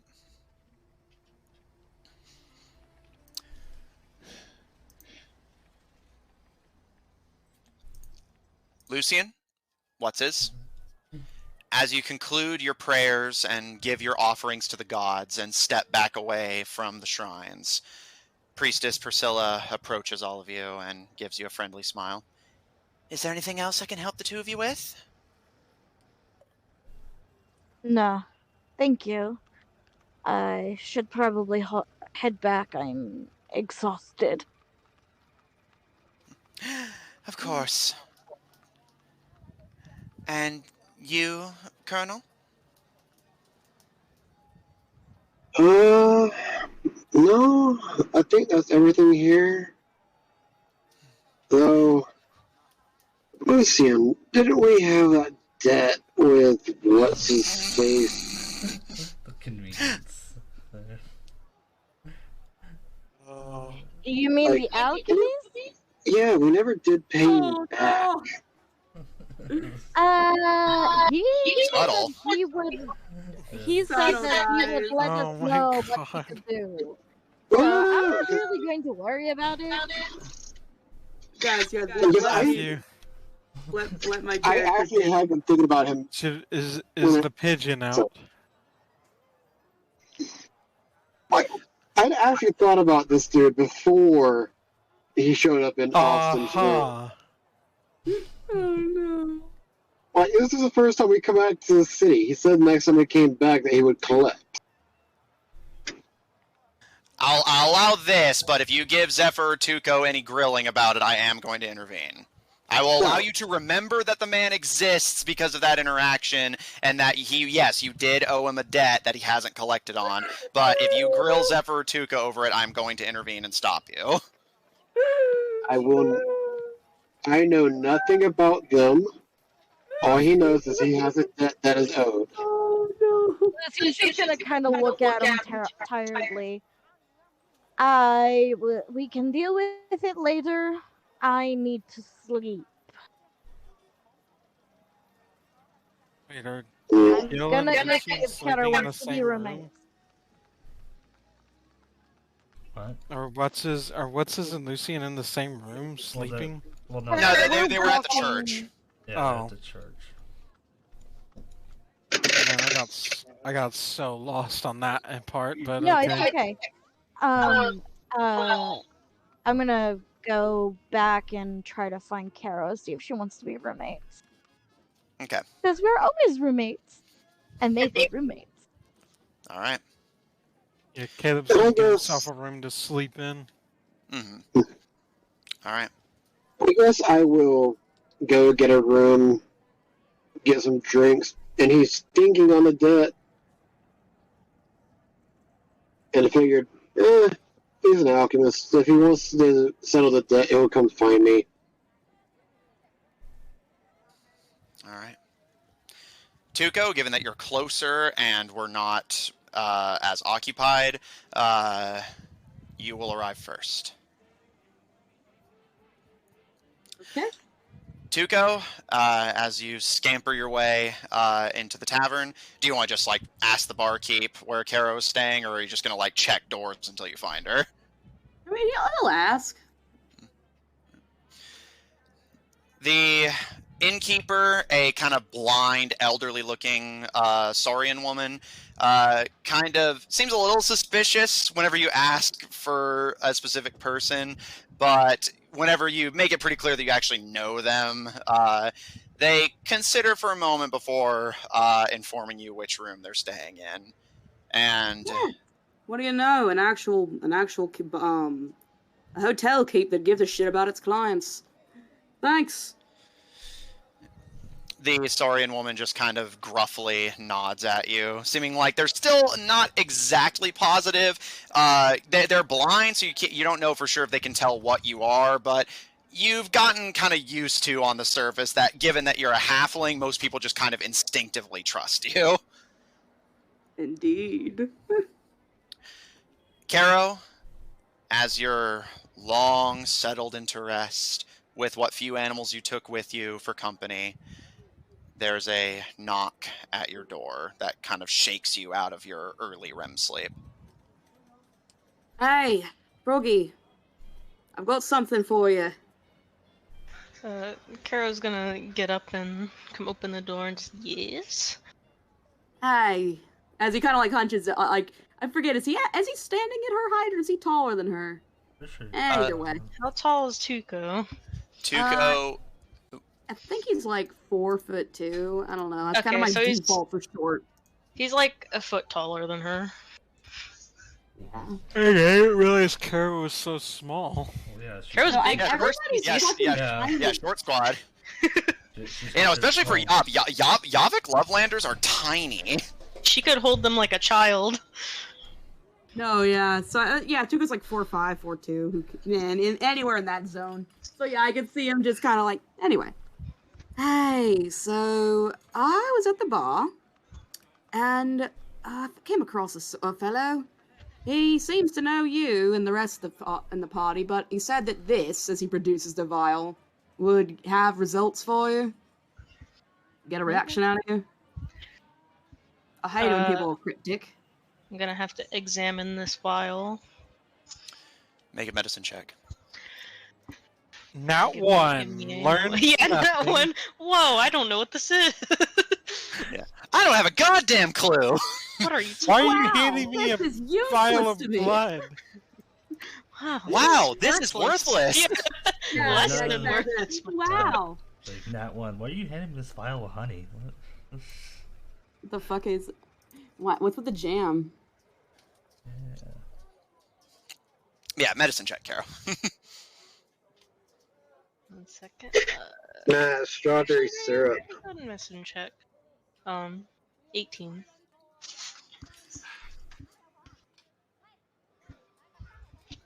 Sorry, I gotta switch the music real quick. Yeah, townspeople. Like you were pausing for dramatic effect. Well, also, yes, but... Caro, you recognize this blood. Unlike the natural red of Lucian's, this one is a kind of almost dull bluish color. And almost like blood still in the vein. And Tuco, you hadn't really commented much on it because, again, unless blood is spilled, that's its normal shade, so you didn't think too much on it. That's not true. Well, that's why your veins are blue, ain't it? No, it's fake. No, It's that's a myth. I was about to say it is actually a this myth. is my special interest. So, how it works is that it changes colors when it's oxidized. So the minute it leaves your veins, it will go from blue to red. No, that it's still not That's- true. Yeah, It's, that's the not veins, true. it's the veins itself, the color, the light refraction to the skin makes them look bluish green. Yeah, your blood isn't blue at all, ever. No. Well, Tuco still knew they were different, so it doesn't matter. It would just go from being a purple or brighter red something. to a darker red. But, Caro, to you, this icy blood is recognizable as that would be spilled by an ice elemental. Mm-hmm. Not one unlike your former comrade, Crystal Snow. You remember seeing this blood spattered in the forest whenever the Concord first came for you. Caro about looks like she's having a PTSD flashback. Yeah. Whoa, Sheila! Hey, as he kind of like waves his hand, like, calm down, talk me through this, what's going on? She kind of just starts taking deep breaths and just these blood is from my friend. Friend. Right. He did mention something about being able to restore. I was admittedly half drunk when he was talking, so some of it went in and out. Point is, creepy dude with a big old beard. I forget his name, because honestly, I forgot already. What is it? Christoph Rejkar, for the record. Christoph Regfield, who knows? Yeah, that fellow. He's trying to contract me to assassinate somebody. You know, the messy business. But however, he wants me to he wants to contract me to kill somebody who, while I recognize the name and I've seen a bit floating around, I want to be sure that they've got no relations to the party. Is she related to you? Who is it? Yeah, and I could give the name. Melina Dimebog. Is that name recognizable to me? Make a history check. Okay. History check. For the win. Those who do remember, say nothing. Oh yeah. I don't know her name. Oof. 13. Yeah, I'll allow that. You recognize the name, although you know that is not her real name. Melina Dimebog is really Melina Gioger. What's is his sister and the fiancé of your queen. Uh, Well, that's a problem. she's not my sister. She is what's his sister. Ah, son of as you can see him just kind of wind up and like rest his head against the doorpost. Oh, it's a good thing that I checked my notes. Okay, well, he wants his sister dead, and he wants me to do it. And as recompense, he's offered to cure, well, I guess cure this Ica business that's been going around. I don't know how he'd do that. I don't know either, which is why, once I've had a proper night of sleep, I'm gonna look over it and maybe see if I can try and reverse engineer whatever it was he did. Thanks for the information, and sorry for disturbing your sleep. It's okay. Good luck, I guess. Yeah, indeed. As he makes the head back to his own area. All right. He would actually wait around by Gil's door. All right. Caro, as you close the door to your bedroom, you mull over what you've just been told. Christoph Rejkar, the alchemist who sold you the items that were taken from you, wants what's-his sister and your queen-in-law dead, but in exchange... Just also be queen? And technically not. Remember, Melina's title is not queen. She is the hetmanat of the Dimebog hetmanat. I mean, like, if she marries the queen, wouldn't she also be a queen? She would be the queen consort. Yeah, that's why Prince Philip is, like, still Prince Philip, even though he married the queen.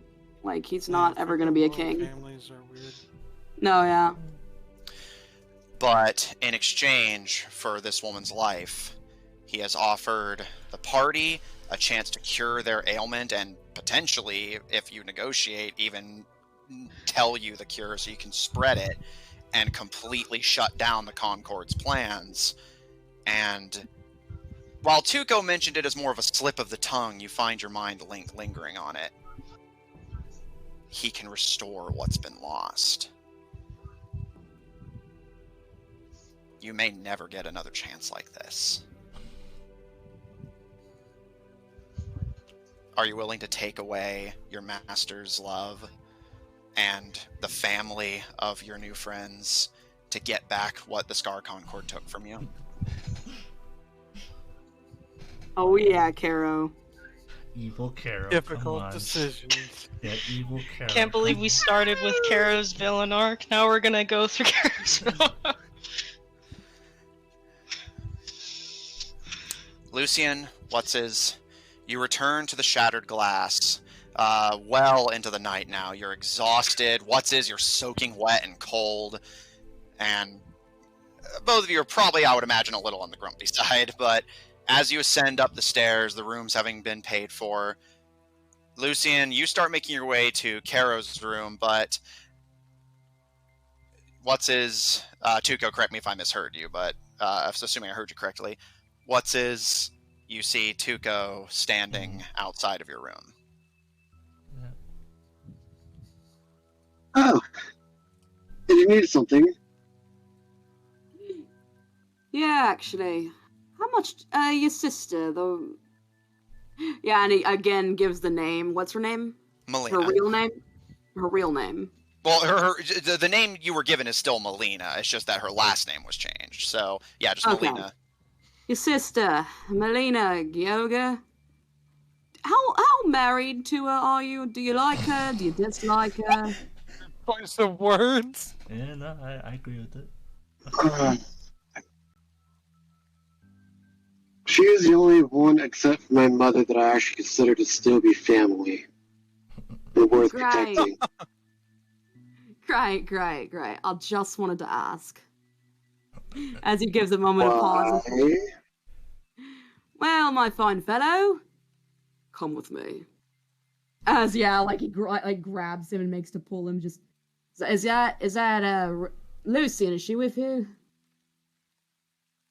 No, she already went to. Well, I don't. Unless More likely than not, she went to go room with Caro, and she unless sticks to her Caro's room is usual like pattern. nearby, Lucian's not going to be there. Okay. I can see him just whatever. Whenever she gets here, she'll get here. Point is, as just come into my room then. As leads him in, and then lowers his voice. A guy just tried to hire me to kill your sister. To save Lucian as payment. Oh boy. Do you know who? Oh, yeah, again, fumbles through another poorly recalled version of the dude's name. Christoph Uh, Rattlethorpe. Yeah, there we go. Christoph Rattlethorpe. Yeah, Christy Rattlethorpe. Yeah, Christoph Dingledorf. Now, do you know that you recognize that name? do I recognize the name? Make a history check. At disadvantage because the name's wrong. Yeah, that's a good point. Yeah, make a history check at disadvantage. Inspiration for honesty. Someone put his actual name in chat because I'm not gonna remember. I'll do it. I get inspiration, yay! Now I basically have 4 luck points. Well, What? I think you have to use the inspiration first, then you have to use the luck. Okay. Is that a thing, Matthew? I actually don't know. Is it? Well, that's what I was like, technically by the rule, because like it's like inspiration just gives you advantage. How does that work if you have? Would be 14. You're already exhausted. You're freezing cold. Oh yeah, true. The name is not familiar to you. You have no idea who Tuco's referring to. I have no idea who that is. Can you give me a description? I'm better with faces than I am actually remembering names. Okay. Creepy wizard-looking fellow. Looks like he's touched everybody in the wrong way. It's got this creepy voice to go with it. Pointy blue hat. Yeah, long he robes. was wearing this garish blue. Yeah, He usually offers some sort of items in exchange for services. Yeah. That business totally struck me as a wolf in sheep's clothing sort. Usually people who want to make contracts based on handshakes alone are not the highest of let's just say that it'll be a problem for you later once you believe you've gotten what you want. Oh boy. I know exactly who you're talking about. Interesting. I was just thinking about him. Yeah, Yeah. funny that. I can see He him just wants her dead. yeah, he wants his sister dead. He wants territory. You know how it goes. Seems to be an absolute power play. Wouldn't be the first time I've been a chess piece in somebody's bid for more power and territory. Just wanted to make sure. Well, as much as a cure would be beneficial, I mean this in the most respectful of ways. If you try to kill my sister, I He will holds kill up a you hand. And first. he just holds up a hand. Don't even have to finish his sentence, sweetheart. I already know it. Swearing my death with your dying breath and all that business. Ease off. Your sister's fine. Oh, and Everything else is fine until you hire someone else. which is why I wanted to go into the second part of my bid. Her name has been floating around even amongst my own people. Slitherites are all about taking contracts, you know? And this isn't the first time I've seen it. If I don't take it, there's a very good chance I could give it to somebody else who will take it. So, I was thinking that we play Caleb both is an sides. assassin. He is? Yeah, Caleb's trained as an assassin. Yeah, Caleb is Oh, an cool. assassin. Literally, his subclass is assassin. He was the royal assassin for the Tebadra family. Nice. Because yeah, like, unless somebody explains in character to mine who they are, I'm not gonna, like, know. But yeah, I could see him just like, huh. Exactly. So, we take up the contract, and we make sure your sister goes away, as he makes air quotes, so long as the public cannot see her. No offense, this guy He's a little smarter than I gave him credit for. No, he Still absolutely struck me as alchemist. such. He's apparently found a cure for this very, very important disease that's been plaguing everybody. And he's not willing to Ugh. share it. As yeah, like his own expression kind of looks a little irritated with that. And he's not willing to share it either.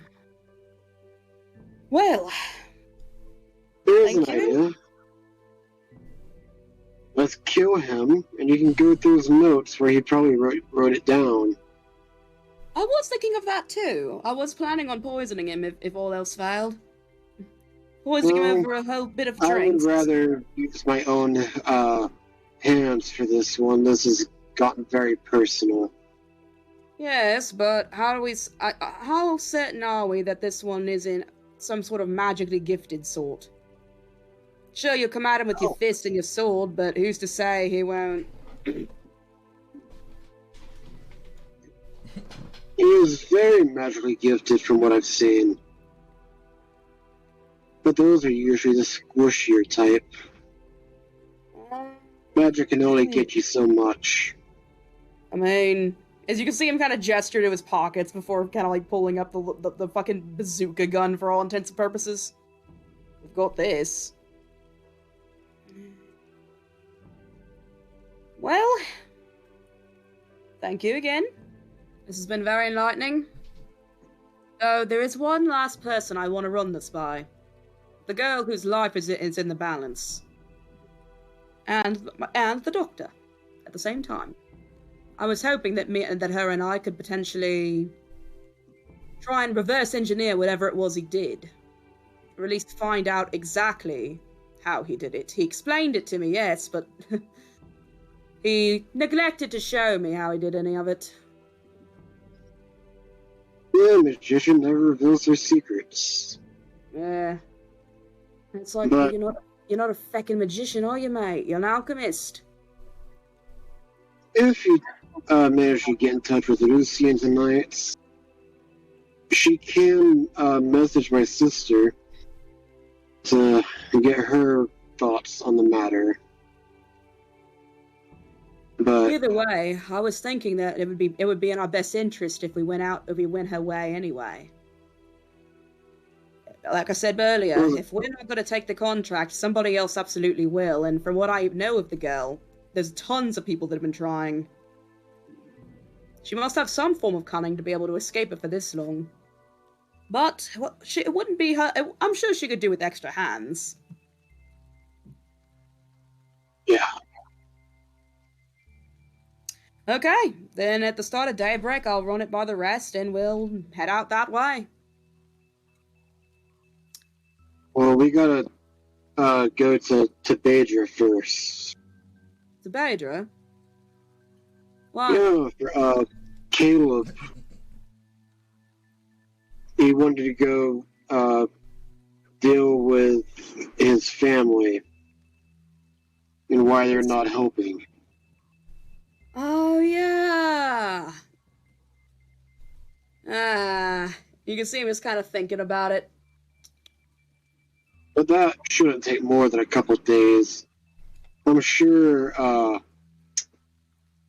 the alchemist didn't give you a time frame on when to complete said assassination. No, because I haven't accepted the contract yet. I don't accept contracts on a whim. I try to get to know who's who. You wouldn't believe how many people have gotten got by other assassins who it turns out that those assassins got hired to deal with friends of those assassins. It's very messy. Well, whatever you do, get whatever contract that you're going to do in writing and check it for loopholes before you sign or agree to anything. I should have done that from the beginning. Yes, no. This guy aims for long-term plans. At the time, I only was thinking short-term. Well, clearly, he's trying to game. It seems to me like he's trying to game the system. Try and get as many people to do as all that he wants, and whenever they all fall apart squabbling when they realise that they've fulfilled their duties, that have directly gone against one another, well, he can take over what's left. Anyway, I'm beat. I'll stay up long enough to talk with the redhead, but after that, I'm off to bed. Okay. Oh, and one more thing, Wilsons. Don't fucking threaten me again. Okay? Okay. As his tail kind of does a little flick. Don't do anything to meet it, and I won't do it. And we'll be on good terms.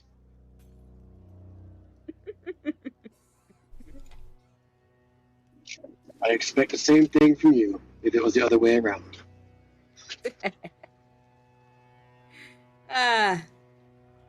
As he just kind of heads out. Without definitively responding, Tuco leaves, and you are left with your thoughts. Caro, you are startled out of your Reverick sleep by yet another knock on your door. Is it me or is it her? Lucian. Okay. Tuco, is that you again? No? Oh. Yes. Can I come in? Yes. Alright, I'm gonna come inside.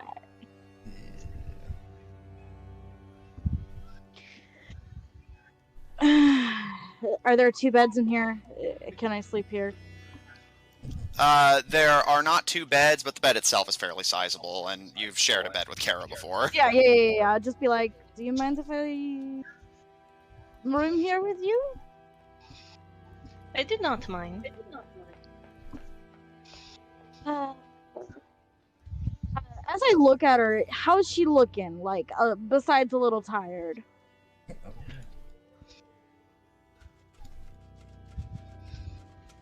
Well, I mean, I literally just woke her up, so I'm just asking how she looks.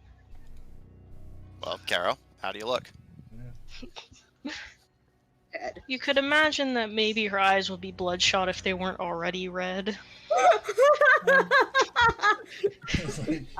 Lucian's just gonna frown. Are you okay?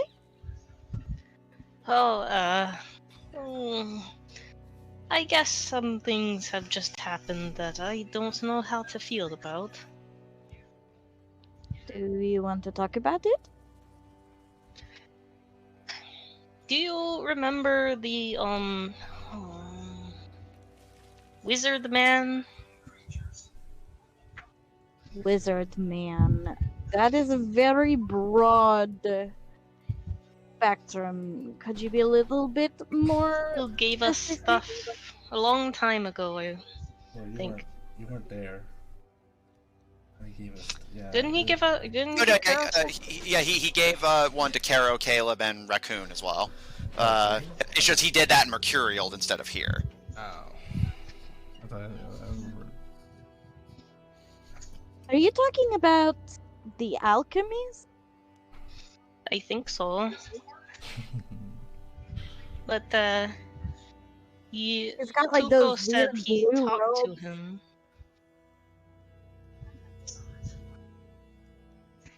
Yes, I think so.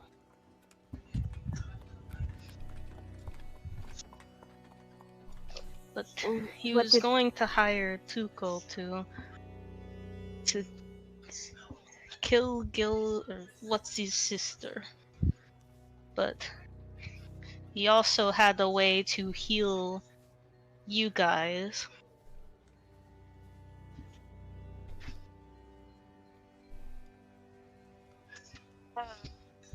The look on Lucian's face is just kind of like frozen solid, and just kind of like staring at her. You're shitting me. No.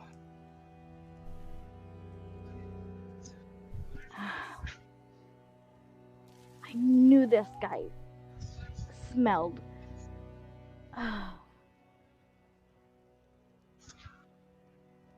how is it that he has a cure? I mean, I've been working constantly trying to find a cure, trying to find what I can about this, Icar bullshit, and he knows?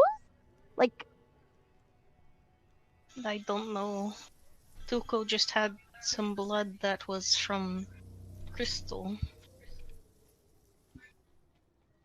she frowns. I've been meaning to talk to you about Crystal. After what happened every time she talked about Crystal before. About Crystal. Yeah, we don't talk about Crystal. She's gonna kind of like look over at Caro. If it's too much, we don't have to talk about it now, but there are some things that I wanted to ask. It's okay. What was your relationship like with her? So I know the general details of Crystal, but I don't know. Matthew, help me. This one I'll give you this one for free. Thank you. In your old adventuring party, Crystal Snow was the Ice Genasi cleric of your party. She was chaotic good and worshipped the Perusian god of fire, which would have been Hephaestus. And she was always like something of a rebel. She kind of styled herself like a punk, wore her hair to the side, undercut, that whole bit. And you knew that she was kind of infamous among your party for starting arguments because she was a deep contrarian. She was the kind of person who would argue with people just because they had an opinion. And you remember some of your other party members would even joke at her expense that she didn't form an opinion until someone else did, and then it would be the opposite. But to her credit, she was a good cleric, very devout in her worship, and saved your party from literal death more times than you can count. You yourself were resurrected from the grave by her multiple times. You remember that she was the... It's like all that resurrecting didn't do her much good now, did it? You remember that she was the child of ice elementals and started worshipping Hephaestus literally just because she wanted to spite her parents. Oh my god. I bet she was fun.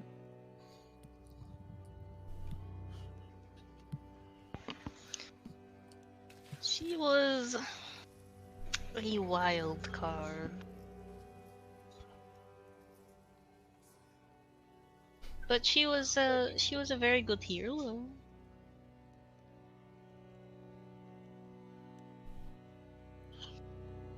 It's strange. I've been feeling so strange.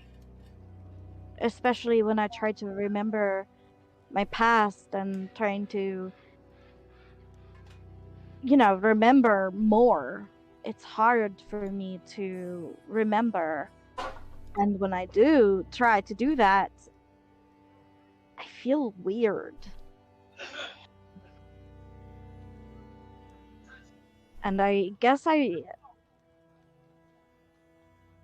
want to understand this Icar, but I don't understand, how someone like her and I guess whoever I was before could be compatible.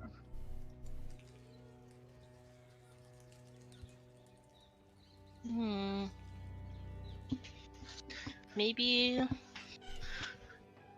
who you were deep down were similar.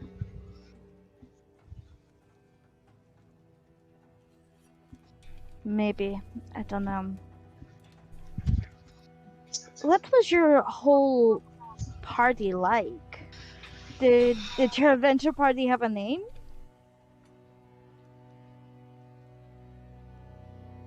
Well, I don't... Matthew, in actuals, I don't think we had a name, right? Not ever an official one. But you guys always travel together. Although you do remember that members would occasionally kind of cycle in and out. Like there would be people who would tag along on an adventure, but then not be on the next one. But the party that was there that night were the core, like ones who were there the most consistently. It's just that you would have like other members who would kind of cycle in and out. Mm-hmm.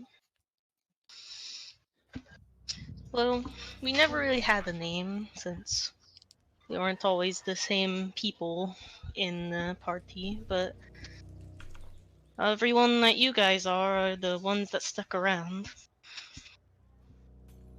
Can I ask you another question? Yes. When I first kind of got to know you at the ball, and we got captured by the Scar Concord, and after all of that, you had mentioned that you'd seen my brother before.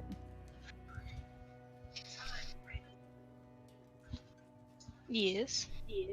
How? Well, he was with them when they attacked us. Did he attack you? It was hard to see that night. I don't know. I was far away, and everything She was wearing her happening suit fast. right now?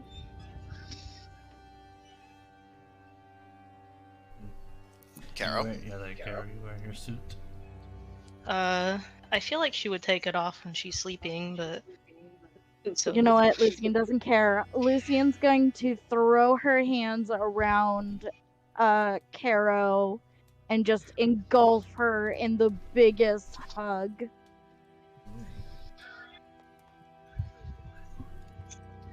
Hug the frog. Hug poison the damage, frog! poison damage. Make a Constitution save. Oh, It boy. actual is, Caro's gonna start tearing up.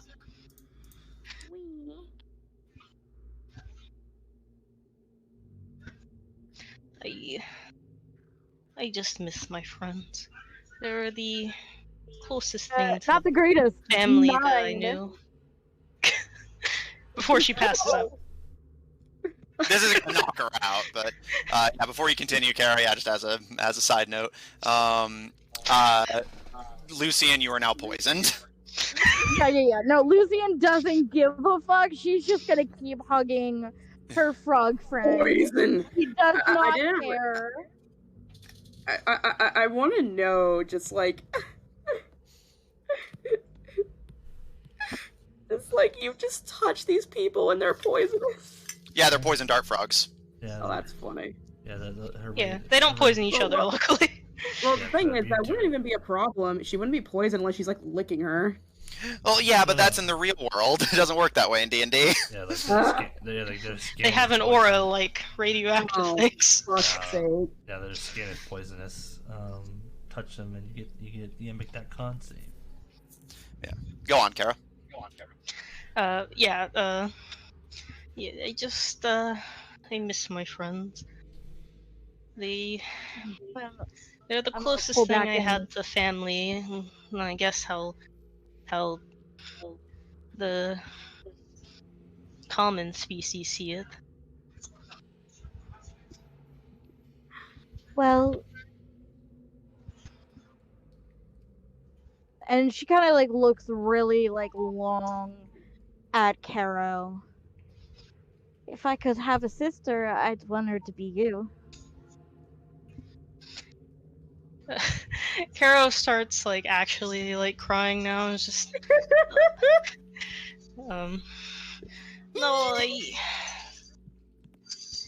you don't Just want give her someone another like hug. me. I'm sorry.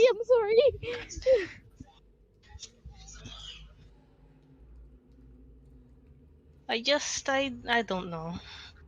I feel like maybe I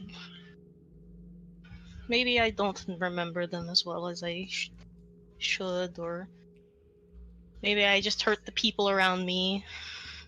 As, Damn. No, as no, Lucian no, poisoned. Carol. Yeah, the poison building up.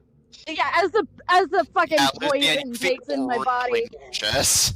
So yeah, let's No. you're exhausted. You have been up for almost a clean 24 hours now. You just got hit with poison from a poison dart frog, and you're dealing with a lot of emotional baggage.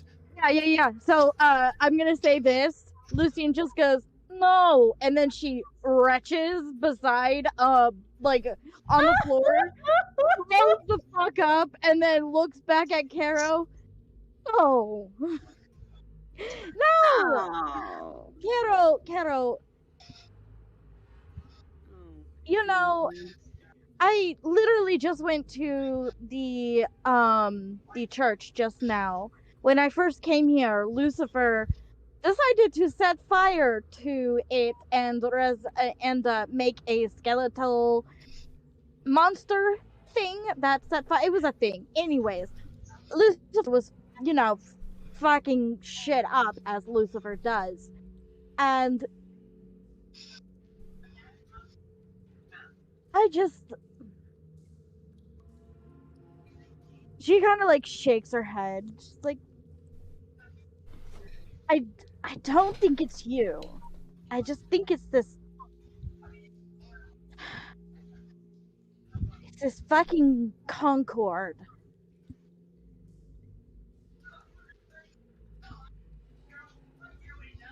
They're the cause. They're the ones that is making everything terrible right now.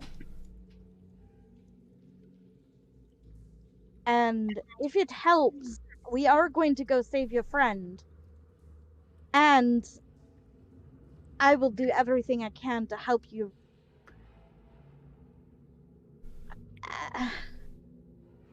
I don't know what else I can say.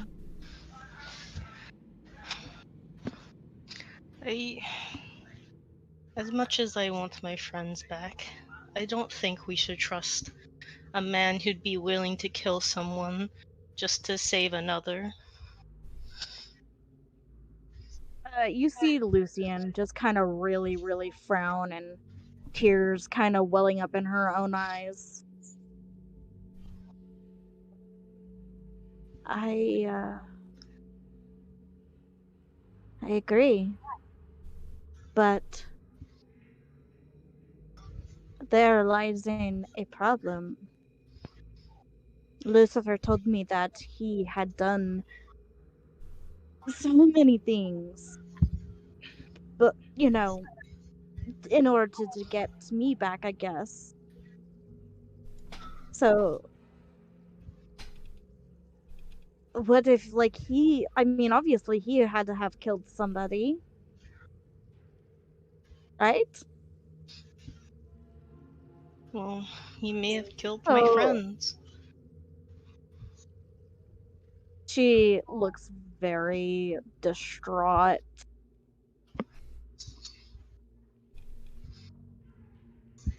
I'm sorry that he did that. I know what he was feeling. And I don't think he was right, but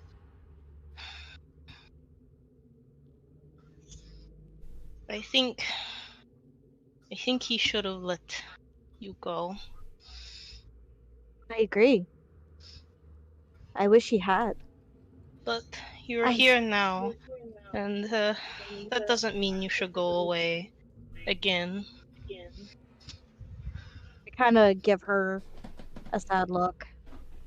Look, what I am, what all of us are, we're monsters, Carol. We all have this Icar blood inside of us. We're all Icar beasts.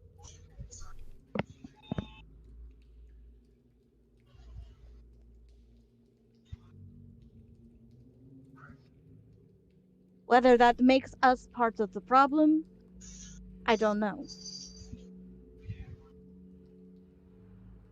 But it makes me mad.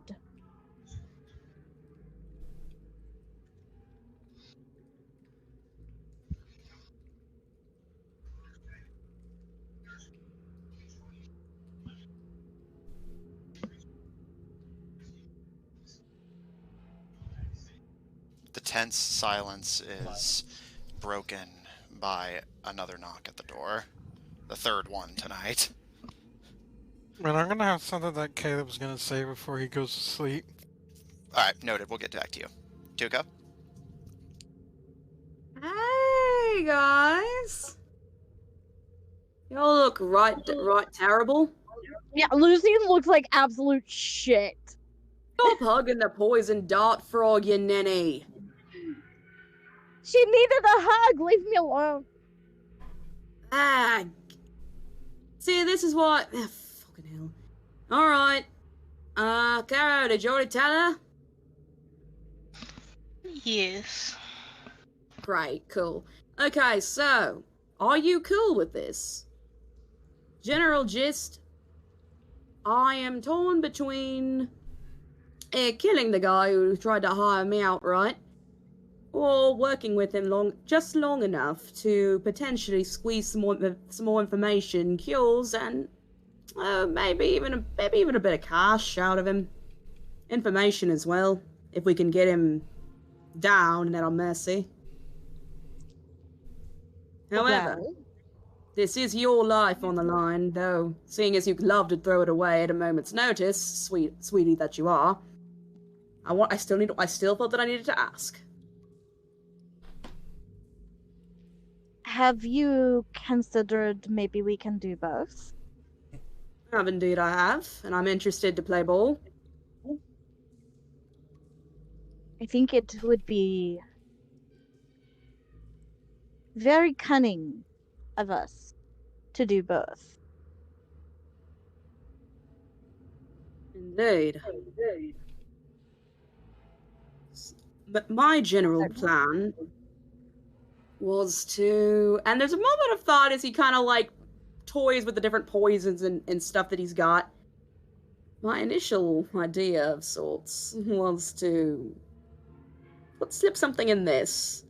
As one final test of sorts, try and get this on him, around him, in him in some way or another. Maybe Well, we do have a sniper, and Caro is really good with a crossbow. So Exactly. I was actually wondering, because I was actually already having this plan. I was wondering, do you have any sort of truth serum on you? Truthfully, no, but give me some time to sleep, and I come up with a way to, let's say, make him tell the truth. Wonderful. Sounds lovely. So, just to make it clear, we're gonna manage to drug up this dude to where he's got the cure, where he'll talk loosely. And after we've got all the info we want out of him, I'll unleash him on Gil, because Gil, when I left him, the guy was fuming mad. Oh, I bet. I mean, this is his sister. What surprises Someone me was more going is to that try this to kill is... my brother. I know that I would tear up this whole world for Lucifer, and God knows that he's done the same for me. Right. At that, he doesn't understand why you like Lucifer, but he's just sure. Anyway, so I'm off to bed. I'm starting to nurse a hangover. I've been up this long. Good night. And on the morning, we will discuss. As he with a very lazy lean, just slams the door shut behind him. And makes to head off to his own room. Caro and Lucy. Wait, Tuco. Eh? What all did he tell you? Oh, just a contract for a sister. She's not a great leader. I already knew that much. Though, if you're asking about the blood cure, he wouldn't show me what he did. And whenever I investigated it, the blood sample that he took from you was, or rather the one that he returned to me after he supposedly cured it, was unrecognizable. I would not be able to look at it and tell that it was your own blood. Whatever he's doing, I'm worried that it might be a whole, burn the fields sort of approach. Yeah, of course you can. Yeah, he produces it, tosses it over. I'm gonna look it over. The blood appears relatively unremarkable. Mute whenever I'm talking, please. It appears unremarkable, but you do recognize it as your blood, or at the very least, recognizably blood that you would spill.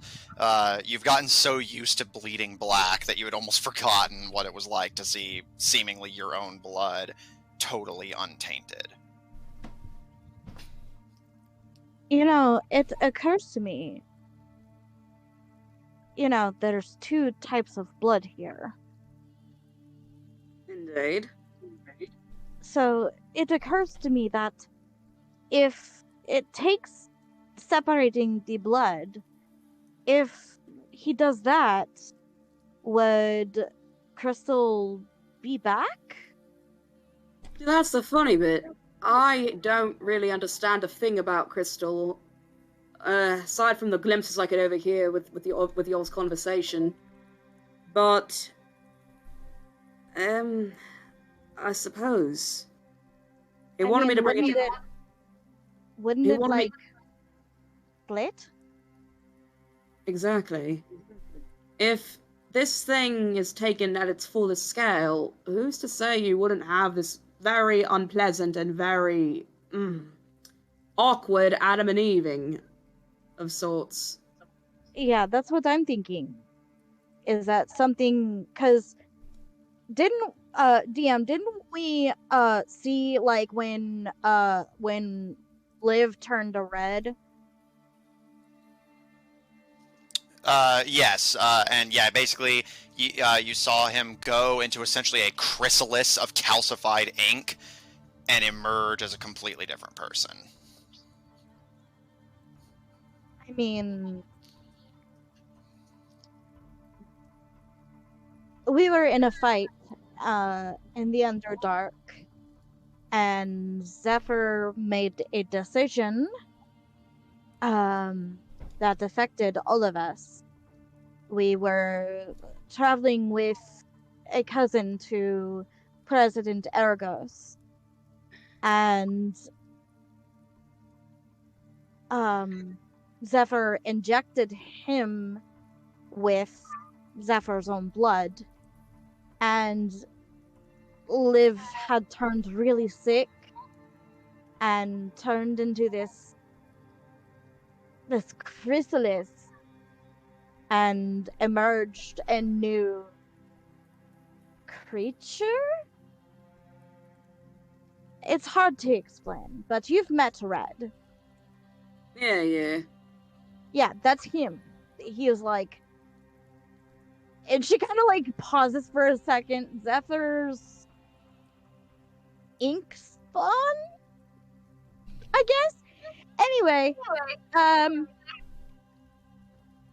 if we were to separate the blood, and if he were to do this, who's not to say that wouldn't happen again, and maybe Crystal will emerge, or a different person? Who's to know what exactly is going to happen and how it will affect? I don't really trust it. Oh, I don't trust it. I don't trust it one bit.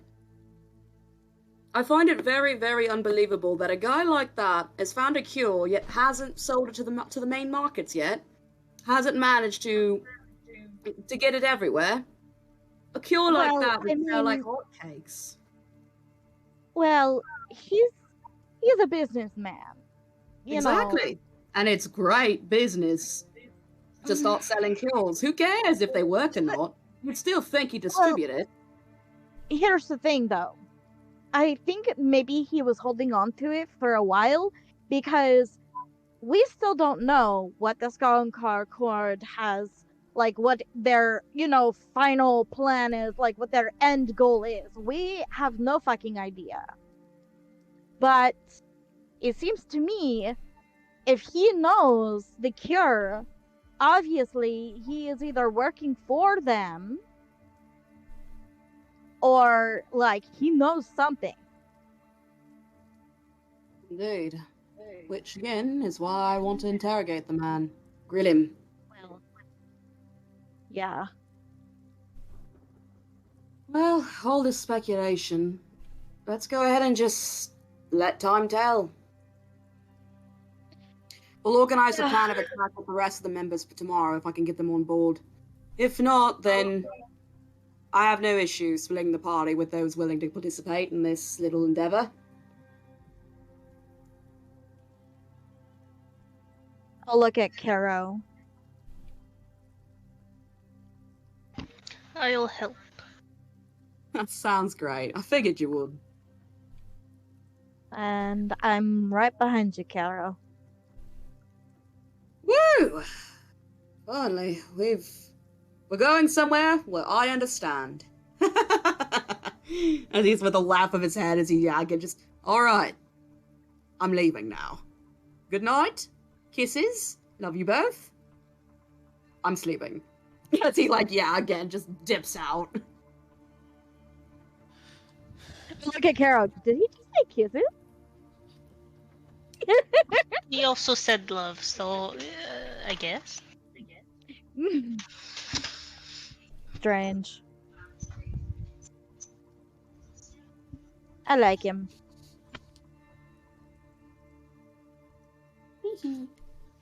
The two of you are left to your own devices. Anything further from the pair of you before bed? I'm going to fucking prepare my spells. Okay. Ghetto?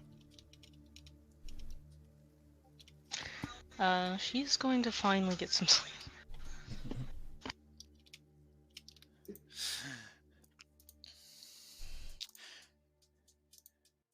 Caleb. Unaware and oblivious to the subterfuge and conspiracy happening in the walls and streets around you, you sleep peacefully in your room. And you said that you had something before you tuck in for the night. Yeah, as Caleb's tucking in for the night, Caleb was gonna say, I swear to God, if anybody knocks on that door or just some weirdo shows up in this room, I'm going to shoot them.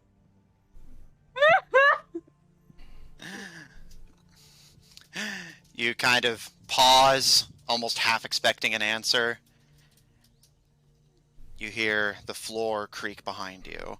You whip around. There's nothing there. Caleb will go to bed.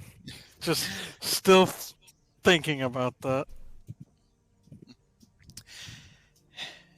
Caleb, you tuck in for the night. And as you are wont to do, you begin to dream.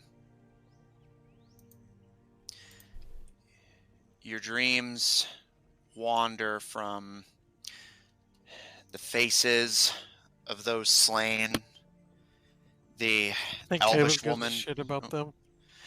the elvish woman that hunts you for vengeance. Probably dreaming of shooting her in the face.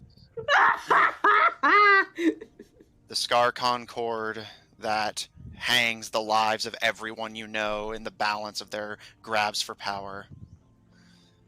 Caleb probably dreams about torturing every one of them. Well, What a if you- great what Mimir. Yeah, there is only if you can control your dreams. Lucid dreams. As you dream of a merry-go-round of torture, murder, and indifference to it, your dream begins to shift. This exhaustion overtakes you, and in your dream you find yourself stopping just as you're about to shoot and begin to torture the elvish woman whose name you can't be bothered to remember. And you feel yourself stop, and tentacles begin to wrap around your legs. hold your arms to your sides, reaching up to your throat and I don't like where this is going. I've been on the internet Constrict- too long. constricting it as you find breath being forcibly ejected from your lungs as these tentacles wrap tighter and tighter around you. And just as they completely encapsulate your vision,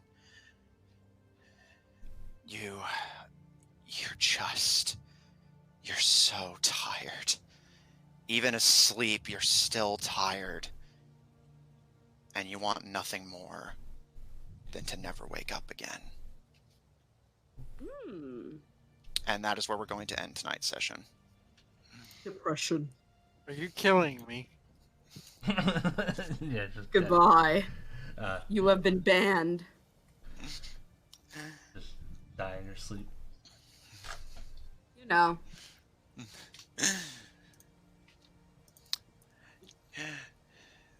Check out our website at officiald5hub.info. Resurrect from the grave like a filthy necromancer, doing all kinds of fun little deals in politic. Check out our link in chat to join our official D5 Discord server if you want to hang out with us directly. Support our episodes posted on Apple Podcasts, Pandora, Google Podcasts, the iHeart Podcast Network, wherever you happen to get them from. For our audio listeners, catch us live on Tuesdays at 7 o'clock Central Daylight Time on twitch.tv/Odd Tornado Productions, and check out Odd Tornado Productions official on Tumblr to find links to our other works, including our Sleepy Human Rogues Twitch channel at twitch.tv/Killer5. That is 5 with a PH. If you enjoy what we do, please support us on Patreon. That link's about to be posted as well. On Ko-fi at ko-fi.com/Odd Tornado Productions, and follow us on Twitter at twitter.com/TornadoOdd. The TNO are in fact capitalized. If you want to see more of this party, plus or minus a few, tune in Mondays at 7 o'clock Central Daylight Time for our Monday campaign, Under Locks and Keys, featuring a party of globe-trotting treasure hunters gathering the artifacts of the gods to open up a doorway that contains something. Thanks everyone at the table so much for playing. Thanks to everyone at home so much for watching. And we'll see you all next week.